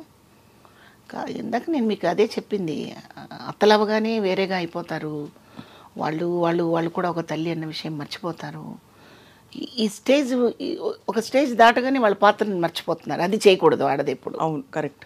ఏ స్టేజ్లోనైనా అంటే భార్య, తల్లి, అత్త, కోడలు, కూతురు ఇవన్నీ మనం అనుభవించే పాత్రలే కదా. కానీ ఒక్కొక్కసారి ఒక్కొక్క రకంగా ఎందుకు ఉండాలి? మన నేచర్ ఎలాగ మార్చుకుంటాము, కానీ మారిపోతున్నాయి. మారిపోవటం వల్లనే సమాజంలో యుద్ధాలు, విడాకులు, గందరగోళాలన్నీ జరుగుతున్నాయి. అందుకని ఆడదానికి ఆడది శత్రువు అని మొదటిగా మీకు చెప్పడం జరిగింది. అదే అక్కడి నుంచి మొదలైంది. మీరు ఏమన్నా కష్టాలు పడ్డారా శివపార్వతి గారు? అంటే ఒక కుటుంబ పరిస్థితుల్లో? డెఫినెట్గా ఇప్పుడు మా ఫాదర్ తర్వాత కుటుంబం అంతా నేనే భుజాన్ని వేసుకున్నాను. అమ్మని, పిల్లలని, అంటే నా తమ్ముళ్ళని అందరినీ నా పిల్లలు అనుకుని పెంచడం. సో మీరు సంపాదించి ఇంటికి తెచ్చి పెట్టేవారు మొత్తం? పెట్టకుండా ఎలా పెరుగుతారమ్మా? అవునా, అది పెద్ద బాధ్యత కదా. బాధ్యత. ఇందులో సిగ్గుపడటానికి బాధపడే విషయాలు ఏం కాదు, అసలు గర్వపడాలి. ప్రౌడ్గా చెప్పాలి. అవును. ఎందుకంటే ఈరోజు చాలామంది బాధ్యత లేకుండా బతుకుతున్నారు. బాధ్యతతోనే బతకాలి. మనది భారతదేశం. మనమందరం సమైక్యంగా చక్కగా మన కుటుంబాలు కళకళలాడుతూ ఉండాలంటే బాధ్యతలు మర్చిపోకూడదు. వేరే పోకడల మీద ఎక్కువ కాన్సన్ట్రేట్ చేయకూడదు. అవును. ఎవరు ఆకలితో ఉన్నారో ఎవరికి ఆకలి తీర్చాలో గమనించకపోతే మనిషి అనే పదానికి అర్థమే ఉంటుందమ్మా. అందుకని అంటే ఆడపిల్లలందరూ ఆర్టిస్టులు అయ్యి కష్టపడి కుటుంబాన్ని పోషించండి అని కాదు నేను చెప్పడం. బాధ్యత లేకుండా కొంతమంది ఉంటున్నారు. అబ్బాయిలు ఉద్యోగాలు వచ్చాక వాళ్ళ లైఫ్ స్టైల్ వేరుగా పెట్టుకొని కుటుంబాన్ని మర్చిపోయే వాళ్ళు ఎంతోమంది ఉంటున్నారు. అలా కాకూడదు. అందరూ బాధ్యతగా ఉండాలి. అందరిలో మనం ఉండాలి. అవును. అది ఈ సమయంలో మీ వివాహం ఎప్పుడైంది శివపార్వతి గారు? చిన్నప్పుడు అంటే నాకు బాబు 19 ఇయర్స్కే బాబు పుట్టాడమ్మా. చాలా ఎర్లీగా మ్యారేజ్ అయిపోయింది. ఆయన కూడా ఆర్టిస్టే, గుంటూరు. అవును. మీ ఇద్దరు పెళ్ళి ఇంట్లో ఒప్పుకోలేదు కదా? ఒప్పుకోలేదు. ఇంకా ఒప్పుకోరా? ఇప్పుడు అయిపోయాం, ముసలాళ్ళం అయిపోయాము. నాకు కొడుకు మనవడు. ఎందువల్ల ఆయన ఆర్టిస్ట్ అయినా కూడా మీరు ఆర్టిస్ట్, హాయిగా ఉంటారు ఇద్దరు, ఇష్టపడి చేసుకున్న పెళ్ళిని ఎందుకు ఎవరు ఒప్పుకోలేదు? మొట్టమొదటి నుంచి ఆర్టిస్ట్ అంటే ఒక చులకన భావన మా సమాజానికి. ఆర్టిస్ట్ అంటే ముఖ్యంగా నాటకాల వాళ్ళంటే ఇంకా చులకన భావన. అంటే ఒక స్టాండర్డ్ లేదు వీళ్ళకి, చదువు ఉండదు, సరైన ఫ్యామిలీ ఉండదని ఒక అపోహ. కానీ కాదు. ఇప్పుడు బుర్రా సుబ్రహ్మణ్య శాస్త్రి గారు ఉన్నారమ్మా, తెనాలి సాయిమాధవ్ గారు నాన్నగారు, మీకు తెలుసు. అయితే ఆడవేషాలు ఆడవాళ్లే వేయని రోజుల్లో ఆయన ఆడవేషాలు వేసిన రోజులు అవి. అవును. అప్పట్లో ఆడవేషాలు ఆడవాళ్ళు వేసేవాళ్ళు కాదు. అవును. కొంచెం రిస్ట్రిక్షన్స్ పెట్టుకుని ఉన్నారు. ఆ రోజుల్లో కుటుంబంలో నుంచి ఒక ఆర్టిస్ట్ వచ్చింది అంటే వాళ్ళు వింతగా చూసేవాళ్ళు. ఈ వింత పాత్రను తీసుకెళ్ళి ఫ్యామిలీలో ఇన్సర్ట్ చేయడానికి ఒప్పుకునేవాళ్ళు కాదు. అంటే ఆ రోజుల్లో ఇంటి పని చేయాలి, వంట పని చేయాలి, బట్టలు ఉతకాలి, పక్కగా గృహిణి పనులన్నీ చేయాలి. కానీ ఇలా అందంగా రెడీ అయిపోయి ఎక్కడికో ప్రదర్శన ఇవ్వడానికి వెళ్ళటం ఏంటి అనేది ఒక పాయింట్ అది. అవును. అయితే ప్రాబ్లం మా వాళ్ళ దగ్గర కూడా ఉంది, మా ఆర్టిస్టుల దగ్గర కూడా. బహుపాత్ర అనేది చెయ్యాలి ఆర్టిస్ట్. ఈ విషయాన్ని మనకి మా అందరికీ బాస్ వాణిశ్రీ గారు ఎప్పుడో ఒకసారి చెప్పారు ఒక ఇంటర్వ్యూలో. ఆర్టిస్టు కెమెరా ముందు మాత్రమే ఆర్టిస్ట్. ఇంటికి వస్తే తల్లి పాత్ర, భార్య పాత్ర, ఇవన్నీ చెయ్యాలి కదా. అవును. చేస్తే ఫ్యామిలీ మిగులుతుంది. ఇక్కడ కూడా మేడం మేడం అంటూ గొడుగు పట్టుకుని ఎవడొస్తాడు? కరెక్టే కదా. ఇది మానండి అని ఆవిడ చెప్పారు ఒక ఇంటర్వ్యూలో. అలాగే మా ఆర్టిస్టులు చేసే తప్పు ఏంటంటే మాకు వంట చేయటం రాదు, బట్టలు మడతేయటం రాదు, వండుకోవటం రాదు, తినటం రాదు. ఇది కరెక్ట్ కాదు. నేనైతే అసలు ఎప్పుడూ నాకు అలాగ ఇది రాదు అది రాదు అని చెప్పడం నాకు రాదు తల్లి. నేను అన్నీ చేసుకోగలుగుతాను, ఓ 10 మందికి వండి పెట్టగలుగుతాను. నాకు రాదు అంటే ఏమిటి? అలా ఎందుకు ఉండాలి? అలా ఉండండి, సెట్ అవుతాయి, బాగుంటాయి. అలాగని చెప్పి అన్నీ సెట్ అయిపోతాయి, అన్నీ బాగుంటాయని కాదు నేను అనేది. చాలా వరకు మనం దాన్ని తట్టుకోగలిగిన శక్తి ఉంటుందని నా ఉద్దేశం. కానీ మీకు అంటే ఒప్పుకోకపోవడానికి మీ కుటుంబం, వాళ్ళ కుటుంబం మీ పెళ్ళిని, వివాహం, దానికి కారణాలు ఏమయ్యాయి అని? ఆర్టిస్ట్ అనే చులకన భావం ఒకటి తప్ప ఇంకోటి లేదు. వాళ్ళ కుటుంబం నుంచి ఇబ్బందులు అండి, మీ కుటుంబం నుంచి, రెండు వైపుల నుంచి ఉంది? మా కుటుంబం నుంచి కూడా ఉంటాయి ఇబ్బందులు. ఇప్పుడు పళ్ళు కాసే చెట్టుని నరికేస్తే ఎవడు ఊరుకుంటాడు? అంతే కదా. అలా వీళ్ళ ఫీలింగు. వాళ్ళ ఫీలింగ్ ఏంటంటే అసలు ఆర్టిస్ట్ రా బాబు, ఇంటికి వచ్చి ఆవిడే మాకు చేసి పెడుతుంది అని వాళ్ళ ఫీలింగ్. రెండు కరెక్టే. సో ఇలా ఎదిరించి నిలబడ్డారు. కానీ నిలబడ్డారు. అదే జీవితం కదండి. చిన్న వయసులోనే అయింది. నాకు 19 ఇయర్స్ వచ్చేటప్పటికే బాబు పుట్టాడు. అలా ఒక్కడే కొడుకు మీకు? ఒక్కడేనమ్మా, ఒక్కడే. మిగతా వాళ్ళంతా ఉన్నారు కదమ్మా, నా తమ్ముళ్ళు, మా చెల్లెలు. ఇప్పుడు మీరందరూ ఇప్పుడు కుటుంబంలో అంటే ఇప్పుడు అమ్మగారిది మనం చెప్పారు, ఈ సంఘటనలు మినహా కలుస్తూ ఉంటారా పండగలకి? కలుస్తాము. వాళ్ళ దృష్టిలో నేను సినిమా యాక్టర్ని, వాళ్ళు కష్టజీవులు. మంది కష్టం కాదు. ఎప్పుడు ఏ టైంలో ఎంత కష్టపడి అందరినీ లాక్కుని వచ్చారు. అసలు చాలా మంది సినిమా వాళ్ళది కష్టం కాదనుకుంటారమ్మా. అయ్యో అసలు కరెక్ట్, అసలు చాలా తప్పండి. సినిమా జీవితం ఎంత కష్టం. హీరోలు అయితే వాళ్ళ ఇమేజ్ని కాపాడుకోవటం కోసం తిండి తగ్గించుకొని, నిద్ర తగ్గించుకొని, వాళ్ళు చాలా నిబంధనలు పెట్టుకొని వాళ్ళ బాడీని కాపాడుకుంటూ, హీరోయిన్స్ మీకు తెలుసు కదా వాళ్ళు ఎంత కష్టపడుతుంటారో. అదంతా కష్టం కాదని వాళ్ళ ఉద్దేశం. అండ్ మీ కాల్ షీట్స్ పొద్దున్న లేచి పెట్టాలి, ఇవన్నీ కౌంట్ చేయరు, ఏదో అనుకుంటారు. అప్పుడు మీరు సినిమాల్లో యాక్టివ్గా నటిస్తున్న టైంలో, ఇప్పుడు కూడా నటిస్తున్నారు కాదని కాదు కానీ బాగా మీరు పీక్లో ఉన్న టైంలో మీకు మరి పొద్దున పూట ఇంట్లో పనులు అవి ఎలా ఎలా అమరేవి అంటే అమ్మ వెంటనే ఉండి చేసేవారు, మీరే చేసుకునేవారు? హెల్ప్ నేను ఎప్పుడు తీసుకోలేదు. అంటే మేము ఇండస్ట్రీకి వచ్చేటప్పటికే అమ్మ బాగా అలసిపోయి ఉన్నారు, పెద్ద ఆమె అయిపోయి ఉన్నారు, ఎవరినో హెల్పర్ని పెట్టుకుని అలాగే అంతే మేనేజ్ చేసేసారు. అంతే మేనేజ్ చేయడం. శివపార్వతి గారు, ఇది మీరు కోరుకున్న ఇష్టమైన జీవితమేనా అని అడిగితే దేవుడు ప్రత్యక్ష, మీరేమంటారు? అంటే అందరికీ ఒక్కటి ఉంటుంది కదా, నేను సింగర్ అవ్వాలనుకున్నాను యాక్చువల్లీ, లేకపోతే నేను ఏం వద్దు నాకు మంచి గృహిణి అయిపోదామని. రేఖా గారి ఇంటర్వ్యూ మనం చూస్తున్నాను, అంత పెద్ద నటి, 16-17 ఏళ్ల రేఖాకి ఏమనిపించేదంటే నాకేమొద్దు మంచి మొగుడు దొరికితే చాలు, పెళ్లి చేసుకుని బోల్డ్ మంది పిల్లల్ని కనాలు ఉండింది అని చెప్పింది ఆవిడ. ఆవిడ జీవితం మలుపు తిరిగి ఆవిడ ఎక్కడ లెజెండరీ యాక్ట్రెస్ అయిపోయింది, మళ్ళీ ఒక విధమైన ఒంటరి జీవితమే. అలా ప్రతి వాళ్ళకి ఒక్కోటి ఉంటుంది కదా, మీకేమనిపిస్తుంది? డెఫినెట్గా ప్రతి వాళ్ళకి అదే భావన ఉంటుందమ్మా. ప్రతి ఆడపిల్లకి ఒక హౌస్ వైఫ్గా బాధ్యతలతో కూడుకున్న ఇల్లాలిగా ఉండాలని కోరుకుంటారు. అంతేగాని రోజు మేకప్ వేసుకుని పొద్దున్నే పరిగెత్తాలని ఎవరు అనుకోరు. రోజు కష్టం కదండి పొద్దున్నే లేచి. ఎందుకు కష్టం కాదమ్మా, చాలా కష్టం. కానీ ఈ కష్టాన్ని ఫ్యామిలీ మెంబర్స్ గుర్తించకపోవడం దురదృష్టం, చాలా దురదృష్టం. అది దురదృష్టం. ఇప్పుడు మా హస్బెండ్ తరపు నుంచి మా మరుదులు కానివ్వండి, వాళ్ళు కానివ్వండి, మేము పెద్దవాళ్ళం అయిపోయాక ఏదో క్షమించేసి అప్పుడప్పుడు రాకలు పోకలు గడుస్తూ ఉన్నాయి తప్ప మనస్ఫూర్తిగా ఆర్టిస్ట్కి తలుపులు అలా తెరిచి ఉంచిన దాఖలాలు మనకి లేవు. అయితే కొన్ని పొరపాట్లు మన వైపు నుంచి కూడా ఉన్నాయి, మీకు నేను చెప్పాను కదా. మన వైపు నుంచి కూడా కొన్ని నిబంధనలు, కొన్ని పద్ధతులు పాటించకుండా ఉండడం మాత్రం జరుగుతూ ఉంది. అందరూ అలా ఉండరు, అందరినీ అలా అనుకోక్కర్లేదు. మనకి చాలామంది ఉన్నారు అలాగా. మనకి అంజలీదేవి గారు, వాళ్ళందరినీ తీసుకోండి, భానుమతి గారు, వాణిశ్రీ గారు, వాళ్ళ లైఫ్లో వాళ్ళ ఫ్యామిలీలు, పిల్లలు, సంసారాలు లేవా వాళ్ళకి? చెప్పండి, ఉన్నారు. ఎక్కడో కొన్ని జరిగిన పొరపాట్లను తీసుకొచ్చి చెడునైతే బాగా స్ప్రెడ్ చేసి మాట్లాడతాం కానీ మంచిని మాట్లాడరు కదా. అవును, అది నిజం మీరు అన్నది.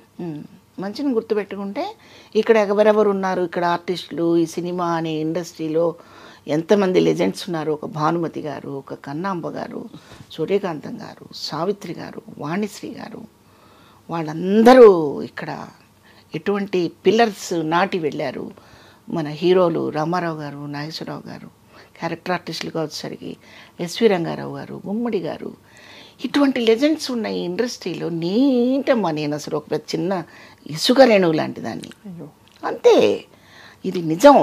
మరి ఈ నిజాన్ని మనం మర్చిపోయి ఏదో వంకరగా మాట్లాడుకోవటం, ఏదో ఒక్కరగా సృష్టించేసి చెప్పుకోవడం అది సబబు కాదు. దీన్ని విలువగానే వాడుకోవాలి. తిన్న ఇంటి వాసాలు లెక్క పెట్టడం అనేది చేయకూడదు తల్లి. మనకి జన్మనిచ్చిన తల్లి ఎంత విలువైనదో మన ప్రొఫెషన్లో ఒక కళాకారుడుగా ఈ లైఫ్ ఇచ్చినప్పుడు మనం కళామ తల్లి అంటాం. కళామ తల్లే. మరి ఎవరి ప్రొఫెషన్ వాళ్ళకి గొప్ప కదా. గొప్ప, డెఫినెట్గా మీకు అన్నం పెట్టి మిమ్మల్ని మీ వ్యక్తిత్వాన్ని, మీ ప్రతిభని బయటికి తీసుకొచ్చిన ఇండస్ట్రీ. అయితే నేను నిక్కచ్చిగా చెప్పేది ఏంటంటే, ఈ ఫీల్డ్లోకి వచ్చాను నేను ఇలా బాధపడుతున్నానని నేను ఎప్పుడు అనుకోలేదమ్మా. దైవ సాక్షిగా నేను అనుకోలేదు. ఎందుకంటే నేను ఈరోజు మీ ముందు కూర్చొని మాట్లాడటానికి ఏంటమ్మా, నేను ఏమన్నా అమెరికా ప్రెసిడెంట్నా, లేకపోతే ఏమన్నా భారతదేశాన్ని ఉద్ధరించిందండి? ఏమీ కాదు. నా కళారంగంలో నేను చేసిన కొద్దిపాటి స్పాన్లో నా పాత్రల ద్వారా మీకు తెలిసి మీ ఛానల్కి పిలిచి నా గురించి కొన్ని మాటలు మీరు తెలుసుకోవడానికి పిలిచారు. నేను ఆర్టిస్ట్ కాదు, మీరు ఎందుకు పిలుస్తారమ్మా? అసలు మీకేం అవసరం చెప్పండి, నాకేం అవసరం? అసలు నేనేం తెలుసుకుంటే చెప్తాను మీ దగ్గర. కాబట్టి ఆర్టిస్టు అవ్వడం వల్ల నష్టపోయామని రెండూ వాడనక్కర్లేదు. చాలా విషయాలు తెలుసుకున్నామనే చెప్పాలి. నేను ఒక్కదాన్ని అయితే నా పాత్రే నేను తెలుసుకుంటూ ఉండేదాన్ని, ఇంకా తెలియకుండా కూడా ఏడుస్తూ ఉండేదాన్నేమో. కానీ ఒక 100 పాత్రలు చేయటం వల్ల ఎవరి దగ్గర ఎలా ప్రవర్తించాలి, ఎవరితో ఎంతవరకు మాట్లాడాలి, ఆ పాత్ర స్పాన్ ఎంతవరకు ఉంటుంది, అవసరమైతే అవతల వాళ్ళకి మనం ఏమైనా చెప్పగలిగిన స్టామినా ఉంటే చెయ్యొచ్చు కదా, ఇవన్నీ నేర్చుకునేది పాత్రల ద్వారానే. ఎంత పెద్ద చదువుకున్నా రిస్ట్రిక్టెడ్ అయిపోయి వాళ్ళ ఆఫీసులో వాళ్ళ రూమ్లో కూర్చుంటారే తప్ప అయ్యో అని ముందుకు వచ్చే నేచర్ అందరికీ ఉండకపోవచ్చు. బట్ ఒక ఆర్టిస్టు ఒక పాత్ర ద్వారా తిరగబడుతుంది, సహనం వహిస్తుంది, ఏడుస్తుంది, తన పాత్ర ద్వారా విజ్ఞానాన్ని ప్రదర్శిస్తుంది. మరి ఇవన్నీ చెప్పడం కాదా? మరి ఇవన్నీ నేర్చుకున్న మేము కూడా సగటు మనిషితో అలా ఉండడానికి అవకాశం ఉంటుందిగా. ఖచ్చితంగా. మరి ఇన్ని తెలుసుకున్నప్పుడు మేము చాలా నష్టపోయానండి, నేనేదో అవుదాం అనుకున్నానండి. ఎందుకు అవుదాం అనుకున్నావు? ఏమవుదాం అనుకున్నావు? నా ఫీలింగ్ మాత్రం అదేనమ్మా. ఖచ్చితంగా. ఐ థింక్ మనం మామూలుగా పుట్టుటయు నిజము, పోవుటయు నిజము, నట్టునడి మీ పని నాటకము అన్నమాచార్య కీర్తన.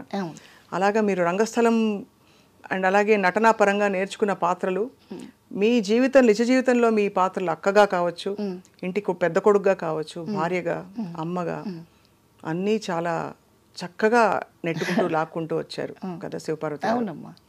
ఇప్పుడు మరి టీవీ సీరియల్స్ ప్రపంచం ఎలా ఉంది మీకు? ఇక్కడ రకరకాల ప్రదేశాల నుంచి ఆర్టిస్టులు వస్తున్నారమ్మా. మన తెలుగు వాళ్ళకి కొంచెం ప్రాధాన్యత తగ్గింది. ఇస్తే ఇవ్వాలి. అవును, తగ్గింది. ఎందుకు తగ్గింది అంటే ఇదేమవుతుందంటే ఇంత వస్తువు ఇచ్చి ఒక 100 మందికి పెట్టండి అన్నట్టుగా వాళ్ళకి తక్కువ టైం ఇచ్చి ఎక్కువగా అవుట్పుట్ కావాలని కోరుకుంటున్నారు ఛానల్స్ అండ్ ప్రొడ్యూసర్స్. డైరెక్టర్ ఏం చేస్తాడు, గబగబా గబగబా గబగబా నేను డైలాగ్ ఓన్ చేసుకునే సమయం ఇవ్వడం లేదు. ఇంత ఫాస్ట్గా చెప్పేయాలి. ఈ చెప్పే దాంట్లో కొంతమంది ఆగి ఆలోచించి చెప్పారనుకోండి, వాళ్ళని తీసి పక్కన పెట్టడం. అసలు డైలాగు రాకపోయినా వాళ్ళకి ఆనందమే. ఎందుకంటే వాళ్ళు అడగరు కదా, ఏంటిది తప్పు ఉంది ఇక్కడ అని అడగరు కదా. అవును, భాష తెలిస్తే కదా అక్కడ నేను అడగడానికి. అడగనప్పుడు ఇంకా సౌలభ్యం. అందుకని భాషరాన్ని వాళ్ళని పెట్టుకొని తీసే బదులు తీసి అవతల పడేస్తున్నారు అంతే. అలా అంటే సీరియల్స్ షూటింగ్లు అంటున్నాను నేను. సీన్స్ పాత్రలను కూడా మనం కొంచెం దాన్ని చక్కగా పాలిష్ పెట్టాలనుకుంటే టైం పోద్ది అనుకొని ఆర్టిస్ట్ని మార్చేస్తారు. ఆ ఆర్టిస్ట్ మార్చేసే నేపథ్యంలో వేరే వాళ్ళని తీసుకొచ్చుకోవడం పెట్టుకోవడం కొంచెం జరుగుతూ ఉంది. ఆ మధ్య డబ్బింగ్ సీరియల్స్ వల్ల అయిన ఇబ్బందులు చాలా యుద్ధం చేశారు, కానీ మన వాళ్ళు ఏమీ పాపం సాధించలేకపోయారు, ఇంకా వదిలేశారు కదా. ఇప్పుడేమో ఆర్టిస్టులని వేరే వాళ్ళని తీసుకొస్తున్నారనే ఒక ఇబ్బంది ఉంది. కానీ అయినా కూడా కన్నడ నేర్చుకోవాలి ఇప్పుడు మేము. మాకు వాళ్ళతో మాట్లాడాలంటే కన్నడ రాదు కాబట్టి ముందుగా కొన్ని పదాలు నేర్చుకొని అది అట్లా అయిపోయింది. అది నేను తప్పు అనడం లేదు. మంచి ఆర్టిస్టులు ఉన్నారు కన్నడ నుంచి, చాలా మంచి హీరోయిన్స్ ఉన్నారు, హీరోలు ఉన్నారు, అందరూ ఉన్నారు. ఇక్కడ వాళ్ళని కూడా కలుపుకుంటే అభ్యంతరం లేదు. మీరు పాలు తోడేయాలంటే పెరుగు కావాల్సిందే. అచ్చంగా పాలు అలాగే పెట్టారు ఉంటే ఇరిగిపోతాయి కదా. అవును, కనీసం తోడన్నా వేయాలి కదా అందులో. అట్లా ఆర్టిస్టులని ఇక్కడ వాళ్ళని కూడా కొంచెం వాడితే ఖచ్చితంగా వాడాలి. బాగుంటుంది. ఇక్కడ ఏం తక్కువ టాలెంట్, అసలు ఎంతమంది గొప్ప ఆర్టిస్టులు ఉన్నారు. మంచి ఆర్టిస్టులు ఉన్నారు, చాలా మంచి ఆర్టిస్టులు ఉన్నారు. టైమింగ్స్ కొంచెం పాటించలేకపోవడం, మా ఏజ్ లాంటి మా లాంటి వాళ్ళు, అది వాళ్ళకి కొంచెం ఇబ్బందిగా ఉండడం చేత ఇలా జరుగుతున్నాయని నేను అనుకుంటున్నా. మీ బెస్ట్ ఫ్రెండ్ ఎవరు? శివపార్వతి గారు, శకుంతల గారా? అప్పుడు ఒకప్పుడు కాదమ్మా. ఎవరు మీకు బాగా సన్నిహితులు ఇండస్ట్రీలో? సన్నిహితులుగా అట్లా గబుక్కున చెప్పలేను, ఎందుకంటే నాకంటే పెద్దవాళ్ళు, వాళ్ళు నా ఫ్రెండ్స్ అంటానికి వీల్లేదు. ఎక్కువగా అన్నపూర్ణ గారితో మాట్లాడుతుంటాను, రమాప్రభు గారితో మాట్లాడుతుంటాను, ఎప్పుడో ఒకసారి వాణిశ్రీ గారితో మాట్లాడతాను. ఆవిడ ఒక మహాఘని, విజ్ఞాన ఘని. అన్నపూర్ణ గారా? కాదమ్మా, వాణిశ్రీ గారు. అంటే ఈమె కాదని కాదు, చెప్తున్న వ్యక్తి కాదని. అదే అర్థమైంది. మీరు అంటున్నది వాణిశ్రీ గారు అసలు ఆధ్యాత్మికతలో మొత్తం వెళ్ళిపోయి ఒక విజ్ఞాన ఘని. ఎంత అందగత్తండి అసలు. అమ్మ ఏం అందం. చీరకట్టుకి చుక్కలకి వాటికి కొన్ని సార్థకత తీసుకొచ్చిన కొన్ని చీరలకు ఆవిడే అడ్రస్, కేర్ ఆఫ్ అడ్రస్. అప్పటికి ఇప్పటికీ మనం ఆవిడ సినిమాలు, ఆ ఫేస్ డిజైన్ మళ్ళీ వేయలేదు ఎప్పుడు దేవుడు, మరి అదేంటో కానీ. అవును, మొత్తం ఇప్పుడు ఆవిడ లోపలికి వెళ్ళిపోయారు, ఇంట్రోవర్ట్ అయిపోయారు బాగా. అవును, ఎక్కువ బయటికి కనిపించడం లేదు. అవును అవును. ఫ్రెండ్స్ అని చెప్పడానికి సినిమా ఇండస్ట్రీలో ఉండరమ్మా, ఎవరి పని వాళ్ళదే. అంతేనా? మీకు ఎప్పుడైనా కష్టం వస్తే మరి ఎవరికి చెప్పుకునేవారు? ఎవరు చెప్పారు? నాకే చెప్పుకుంటాను. మీకే చెప్పుకుంటా. అదే కరెక్ట్ కూడా. అంతే కదమ్మా. అవును కదా. కాతే నాకంటే కాస్త ముందు వచ్చారు కాబట్టి, నాకంటే సీనియర్స్ కాబట్టి తెలిసిన విషయాలు అయి ఉంటాయి కాబట్టి షేర్ చేసుకుంటాను. అన్నపూర్ణ గారితో, రమాప్రభు గారితో షేర్ చేసుకుంటాను. అంతకంటే ఎక్కువగా నాతో మాట్లాడుకుంటాను. మనకి మనమే జడ్జిమెంట్ అవ్వాలమ్మా ఇప్పుడు. పోనీ తెర మీద మీ ఫేవరెట్ కో స్టార్స్ ఎవరంటే ఎవరి పేరు చెప్తారు? ఇప్పుడా ఇప్పుడు కానీ అప్పుడు కానీ మీరు బాగా గుర్తుండిపోయి కొన్ని సినిమాలు వాళ్ళతో చేయడం ఒకటో రెండో ఆ నాకు సందర్భంలో బాగా ఇష్టమైన వాళ్ళతో నేను అసలు సినిమా చేయలేదు. ఎవరు? చూస్తూ ఉండడమే, ఆరాధనాపూర్వకంగా చూస్తూ ఉండడమే తప్పితే చెయ్యలేదు. ఎవరు శివపార్వతి గారు మీకు ఇష్టమైన? సావిత్రి గారు. సావిత్రి గారితో. సావిత్రి గారితో ఆవిడతో చిన్న చిన్న అనుబంధం కూడా ఉంది నాకు సావిత్రి గారితో. అదే ఈ మానవుడు దానవుడు సినిమా చూస్తూ ఇంట్లో చివాట్లు తింటున్న సమయంలో సావిత్రి గారికి ఇంకా శారద గారికి చాలా పెద్ద పెద్ద ఆర్టిస్టులందరికీ సన్మానాలు పెట్టారు తెనాల్లో. చూద్దామని వెళితే అన్ని గేట్లు మూసేసి ఉన్నాయి. ఏ గేట్లు నుంచి వెళ్ళలేకపోయాను. అలా పడిగాపులు కాసి కాసి కాసి చివరికి ప్రోగ్రాం అయిపోయి బయటకు వస్తున్నప్పుడు ఆమె దగ్గరగా వెళ్ళి ఇలా పట్టుకున్నాను నేను. పట్టుకుంటే ఆవిడ చేతిలో ఉన్న పుష్పగుచ్చం నా చేతికి ఇచ్చి దెబ్బలు తగులుతాయి దూరంగా ఉండమని అయ్యో అలా బ్లెస్ చేసి నా తల మీద ఇలా చేయి వేసి అలా దగ్గరకు తీసుకున్నారు. అదే నాకు బ్లెస్సింగ్స్ ఏమో. ఆ మరుసటి సంవత్సరమే నేను స్టేజ్ ఎక్కడం జరిగింది. మనకి గుళ్ళోకి వెళ్ళాక కొన్ని వైబ్రేషన్స్ వస్తాయి కదా అమ్మ. అలా అవును. అట్లా మనకి జరిగితే నేను ఈరోజు గుళ్ళోకి వెళ్ళి వచ్చానందుకు ఇది మంచి పని జరిగిందని మనం నమ్ముతాం కదా. అట్లాగే ఆమెని టచ్ చేసి ఆమె కోసం అంత టైం వెయిట్ చేసి ఆమెను కలిసిన అనుభూతి నాకు చాలా ఆనందంగా ఉంటుంది. ఇంకా తర్వాత ఇక వాణిశ్రీ గారు ఇంకా చెప్పనాలేము కానీ మాటలు ఎన్నో ఉంటాయి గుండెల్లో. ఒక యాక్టింగే కాదు, ఆవిడ చీరకట్టు, బొట్టు, హెయిర్ స్టైలు, ఆవిడ హావభావాలు ఒకటని కాదు. చిన్నబాబు చిన్నబాబు అంటుంటే ఆవిడ హావభావాలు చూడాలి. అసలు ఒకటని కాదు. ఆవిడ సినిమాలు ఆల్మోస్ట్ నేను అన్నీ చూశాను. మేకప్ లేని సినిమాలు చూశాను. బాగా తీర్చిదిద్దిన బొమ్మలాగా తయారైన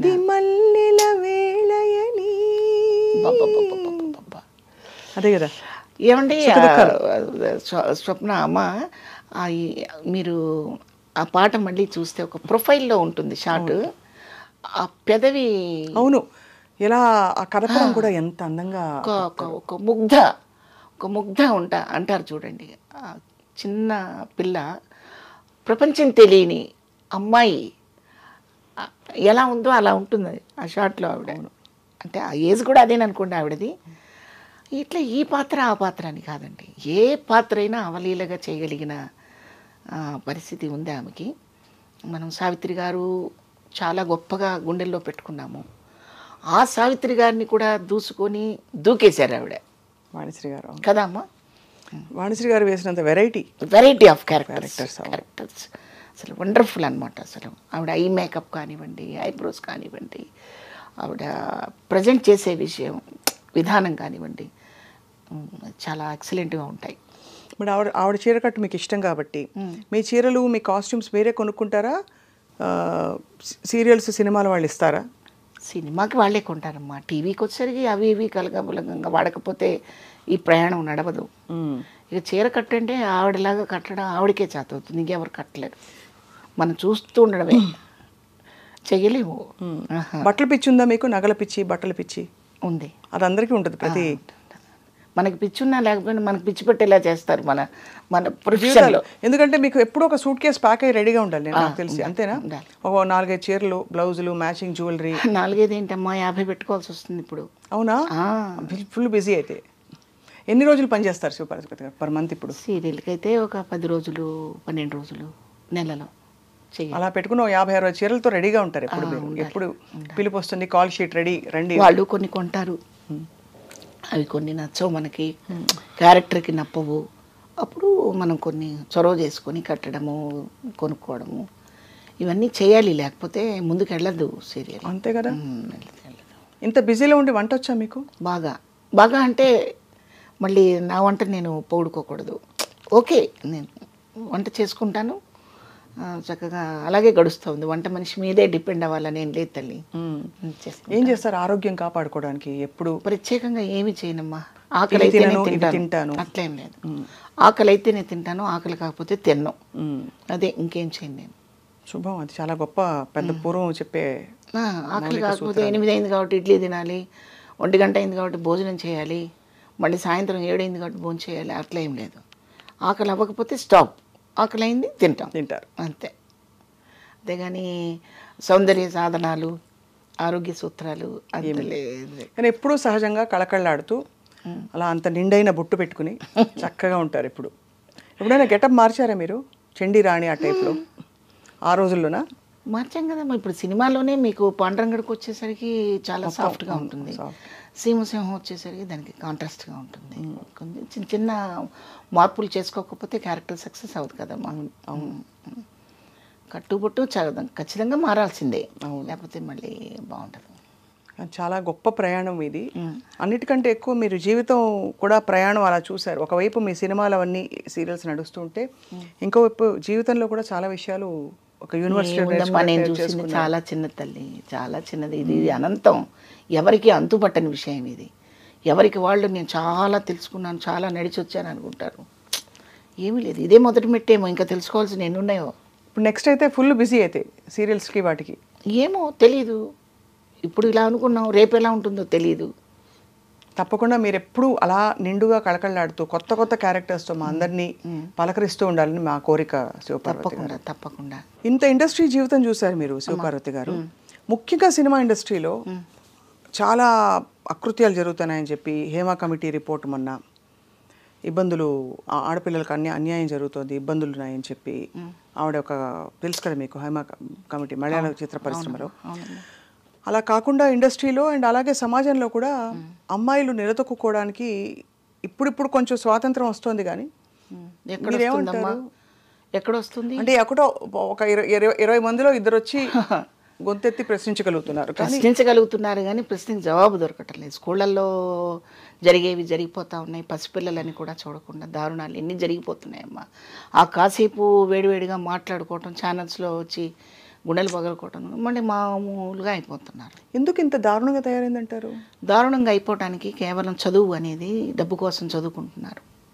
పెద్ద చదువు చదివితే పెద్ద శాలరీ వస్తుందని భావనతో చదువుకోవటమే తప్పితే ఆ చదువులో స్కూల్స్లో కూడా కొన్ని చెప్పట్లేదని నేను అనుకుంటున్నాను. అంటే నేను చదువుకున్న చాలా తక్కువ, చదువు గురించి మాట్లాడే అర్హత నాకుందో లేదో నాకు తెలియదు. కానీ స్కూల్స్లో కొన్ని నిబంధనలు ఖచ్చితంగా పెట్టాలి. డ్రెస్ కోడ్, ఆడపిల్లలకి డ్రెస్ కోడ్ పెట్టాలి. డ్రెస్ కోడ్ పెట్టడం వల్ల ఏమొస్తుంది? చాలా మార్పు వస్తుంది. చాలా ఒక 50% మార్పు వస్తుంది. ఇప్పుడు మనకేం కావాలి, మనకి ఎందుకు వస్త్రం కట్టుకోవాలనేది మనకు తెలుసు.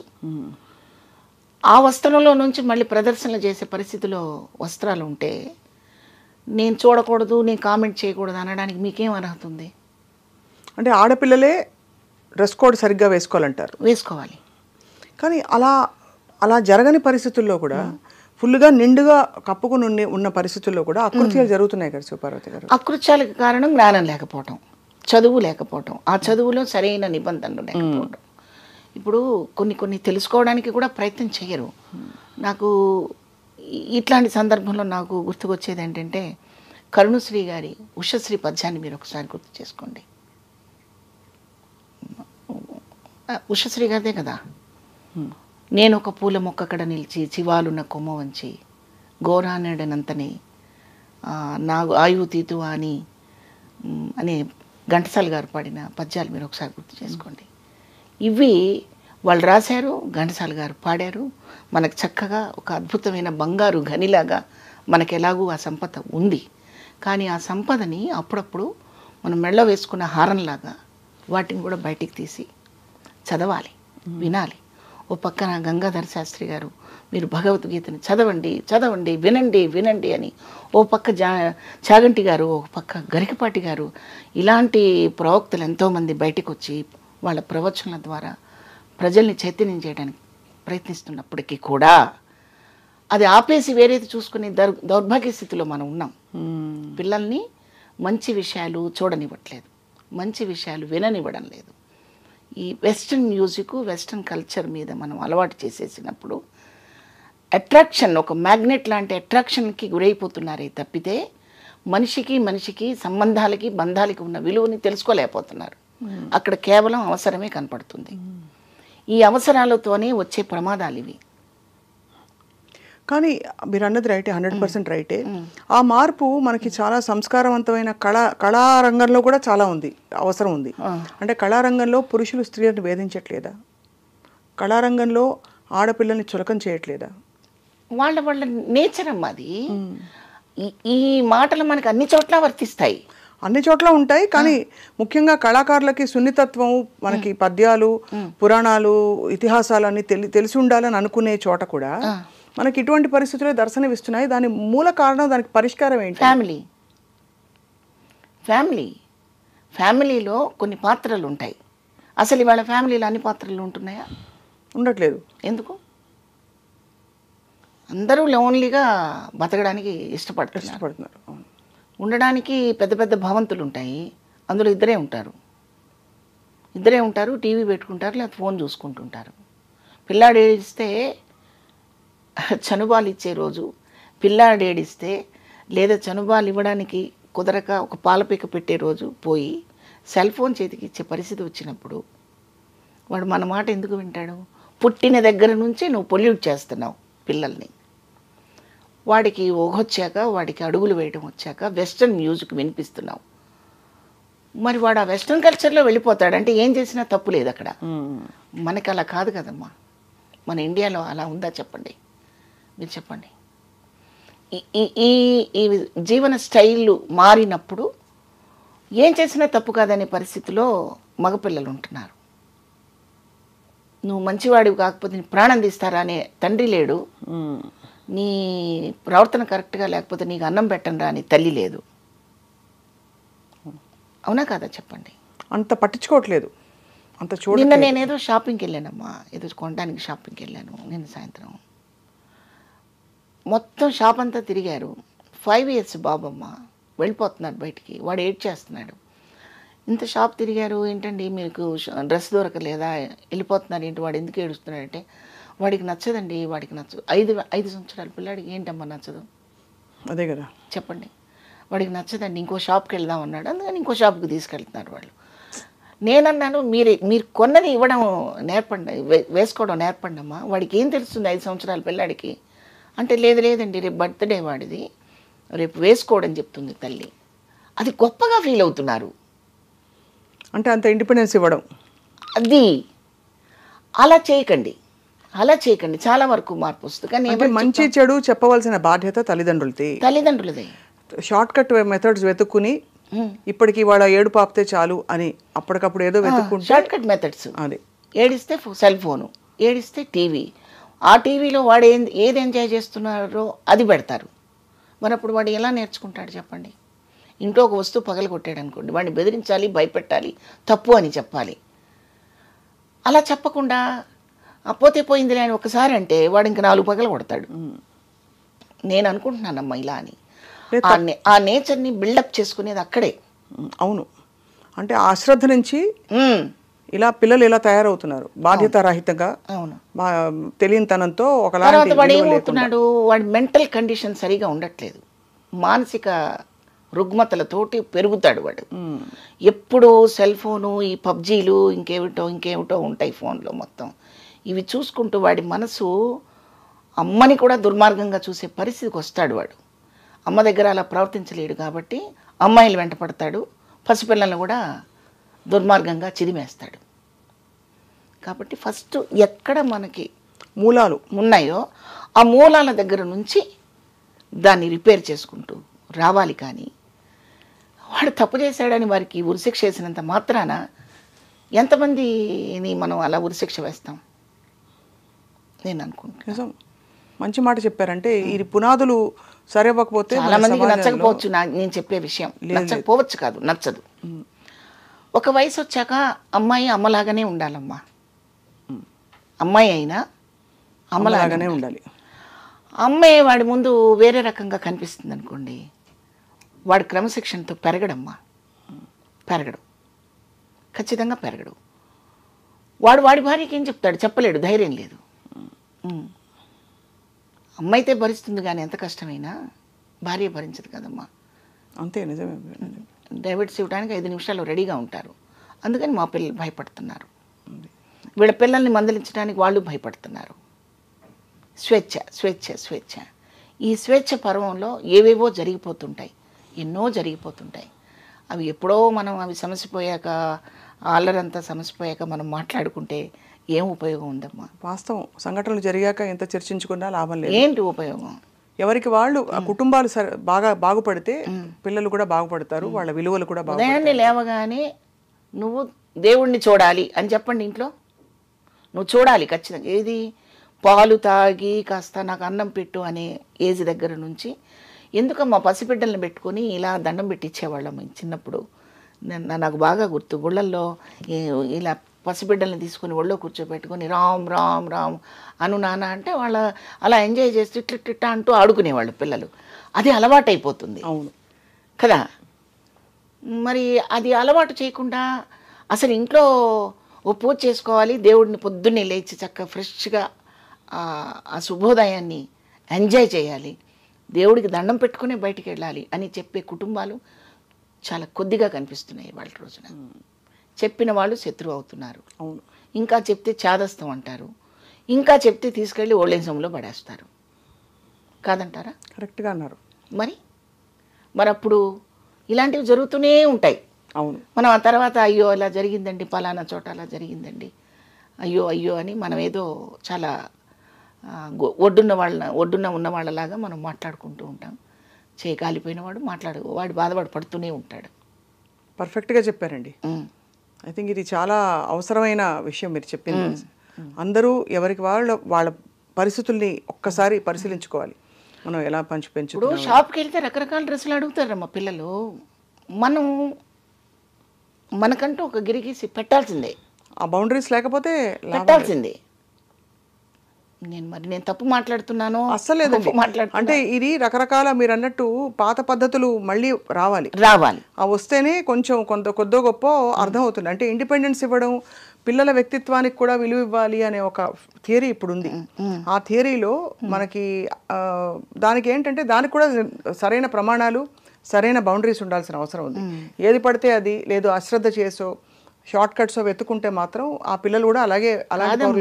ఈ ప్రేమ వ్యవహారాల దాకా కూడా వచ్చినప్పుడు ఈ ప్రేమలు కన్నమ్మ గారి టైంలో, సావిత్రి గారి టైంలో, బి సరోజాదేవి గారి టైంలో, ఇంకా అంతకుముందు ఉన్న కాంచనమాల గారి టైంలో కూడా సినిమాల్లో ప్రేమలు, ప్రేమించుకోవడాలు, ప్రేమలు విడిపోవటాలు, ప్రేమించిన వాడి కోసమే బతకడాలు సబ్జెక్టు చాలా ఉన్నాయి. కానీ మీరు ఎక్కడన్నా వాళ్ళు వెళ్ళి హోటల్లోకి వెళ్ళి కూర్చోవడము, లేకపోతే తల్లిదండ్రులకు చెప్పకుండా వెళ్ళిపోవడం లాంటివి ఎక్కడన్నా ఏ సినిమాలన్నా మీరు చెప్పగలరా? చాలా తక్కువ. పార్కుల్లో ఉండేవి. పార్కులో లేదమ్మా ఆ పార్కులోనే కదండి స్టెప్పులు, డ్యూట్లన్నీ. కరెక్టేనమ్మా. ఆ పార్కుని కూడా వీడి ఊహ ఎంత లాజిక్గా చెప్తాడంటే డైరెక్టరు, పార్కుకి వెళితే అక్కడ ఎంజాయ్ చేస్తే, అక్కడ సరదాగా పాటలు పాడుకుంటే అనేది ఊహించుకొని అన్నట్టుగా మనకు చెప్పేవాళ్ళే తప్పితే సాయంత్రం అక్కడికి వచ్చే నువ్వు అన్న దాఖలాలు చాలా తక్కువ. అవునా కదా చెప్పండి. అంటే ఆ క్యారెక్టర్ మెచ్యూరిటీని బట్టి, ఆ చొరవని బట్టి పెట్టేవాళ్ళే తప్ప ఆ సీన్స్ నేను 6కి పలానా క్లబ్కి వస్తున్నాను అక్కడికి వచ్చి అనే అంత కల్చర్ మనకు అప్పుడు కల్చర్ లేదు. క్లబ్ అనేది అసలు అవుట్ ఆఫ్ క్వశ్చన్. అసలు ప్యాంట్ వేసుకోవడమే లేదు కదా ఆ రోజుల్లో సినిమాల్లో. ఇప్పుడు మీరు అన్నది రైటే. ఈ కాలానికి కొన్ని విషయాలు మారినా కూడా పునాదులు అలాగే ఉండాలంటున్నారు. పునాదులు మన ఆలోచన పద్ధతిగా ఉండడం అనేది అది ఖచ్చితంగా పిల్లలు అలవర్చే బాధ్యత మందే 100% మందే. మొక్క పెట్టిన దగ్గర నుంచి దాని ఎదుగుదలకి బాధ్యత మనదే. అడ్డదిడ్డంగా పెరిగిపోవడానికి మనం అవకాశం ఇచ్చేసేసి వాడు చెడ్డాడంటే మాత్రం అది కరెక్ట్ కాదు. నేను అనుకుంటున్నాను. ఇక్కడ నేను ఎవరిని క్రిటిసైజ్ చేయటం లేదు. నాకు కుటుంబం ఉంది, నాకు కొడుకున్నాడు, నాకు మనవలు ఉన్నారు, నా ఇరుగు పొరుగు వారిని నేను చూస్తున్నాను, గమనిస్తున్నాను. కానీ మనం ఎవ్వరికీ చెప్పే అర్హత లేదు. కానీ ఇప్పుడు నేను ఎందుకు చెప్తున్నానంటే ఛానల్ ద్వారా నాకు అవకాశం ఇచ్చారు. నేను ఇంటికి వెళ్ళి తలుపు కొట్టి అమ్మ మీరు ఇలా ఉండండి అంటే లాజిలెంపకాయ కొడతారు వాళ్ళు. లేదు మీరు అన్నది రైట్. లేదమ్మా వినరు. అవును. ఛానల్ ద్వారా చెప్పే చొరవ, అవకాశం నాకు దొరికింది కాబట్టి ఇప్పుడు ఇలా నేను ధైర్యంగా చెప్పగలిగాను. కానీ ఎవరింటికన్నా వెళ్ళి అమ్మ మీరు చక్కగా కుంకుమ పెట్టుకోండి అమ్మా, పిల్లలు ఎదిగొచ్చారు కదా, పెళ్ళిడికి వచ్చేసారు కదా, చీర కట్టుకోండి అమ్మా అన్నాను అనుకోండి, వాళ్ళని లెగాదిగా చూసి మరుసటి రోజు నుంచి తలుపు కూడా తీరు. స్వేచ్ఛ పేరుతో అంగాంగ ప్రదర్శనలు చేసేసుకుంటుంటే బిడ్డల దగ్గరే మనము ఆ బిడ్డల మనసులో పవిత్రమైన భావనలు ఎలా వస్తాయనేది నా ఆర్గ్యుమెంట్. అది ఒక ఏజ్ పెరుగుతున్న కొద్దీ వాళ్ళకి బాడీలో వచ్చే చేంజెస్, మనసులో వచ్చే మార్పులు ఎలా ఉంటాయనేది తల్లిదండ్రులకే బాగా తెలుసు. కాబట్టి మనం చాలా పద్ధతిగా, చాలా క్రమశిక్షణగా ఉంచుకోవాల్సిన బాధ్యత మనకే ఉందని నా ఉద్దేశం. మంచి మాట చెప్పారు శివపార్వతి గారు. యాక్చువల్లీ మీరు ఐ థింక్ మీ కొత్త అవతారం నెక్స్ట్ ఒక మంచి రియాలిటీ షోలో, నిజంగా మీరు ఒక రియాలిటీ షో చేయాలని మా అందరి కోరిక. అవునా? ఆ రియాలిటీ షోలో మీరు తప్పకుండా ఈ విషయాలని పరిష్కరించి విడమర్చి చెప్పే ఒక పాత్ర మీకు రావాలని మేము కోరుకుంటున్నాం. అది రియల్గా శివపార్వతి గారు, నాట్ పాత్రలు కాదు, మీరుగా ప్రత్యక్షం అవ్వాలని మా కోరిక. అది త్వరలో నెరవేరాలని కోరుకుంటున్నాం. తప్పకుండా. Thank you. Thank you so much ma'am. మీ సమయం వాళ్ళ కేటాయించి మాకు చాలా విషయాలు చెప్పారు. మీ ప్రయాణంలో చాలా విషయాలు కూడా తెలుసుకున్నాం. ఒక సందర్భం మీరు అనుమతిస్తే మీతో మేము షాపింగ్ వస్తాం. రండి, హాయిగా వెళ్ళి బోల్డ్ చీరలు కొనుక్కుందాం. రండి, తప్పకుండా. Thank you. నాకు చాలా సంతోషంగా ఉందమ్మా. చాలా చక్కగా కావాల్సిన విషయాలు మాట్లాడుకున్నాం. చాలా థ్యాంక్స్ అండి. విషయాలు కాకుండా తప్పకుండా ఐ థింక్ కుదిరితే కప్పు కాఫీ, వీలైతే 4 మాటలు మళ్ళీ. Thank you very much.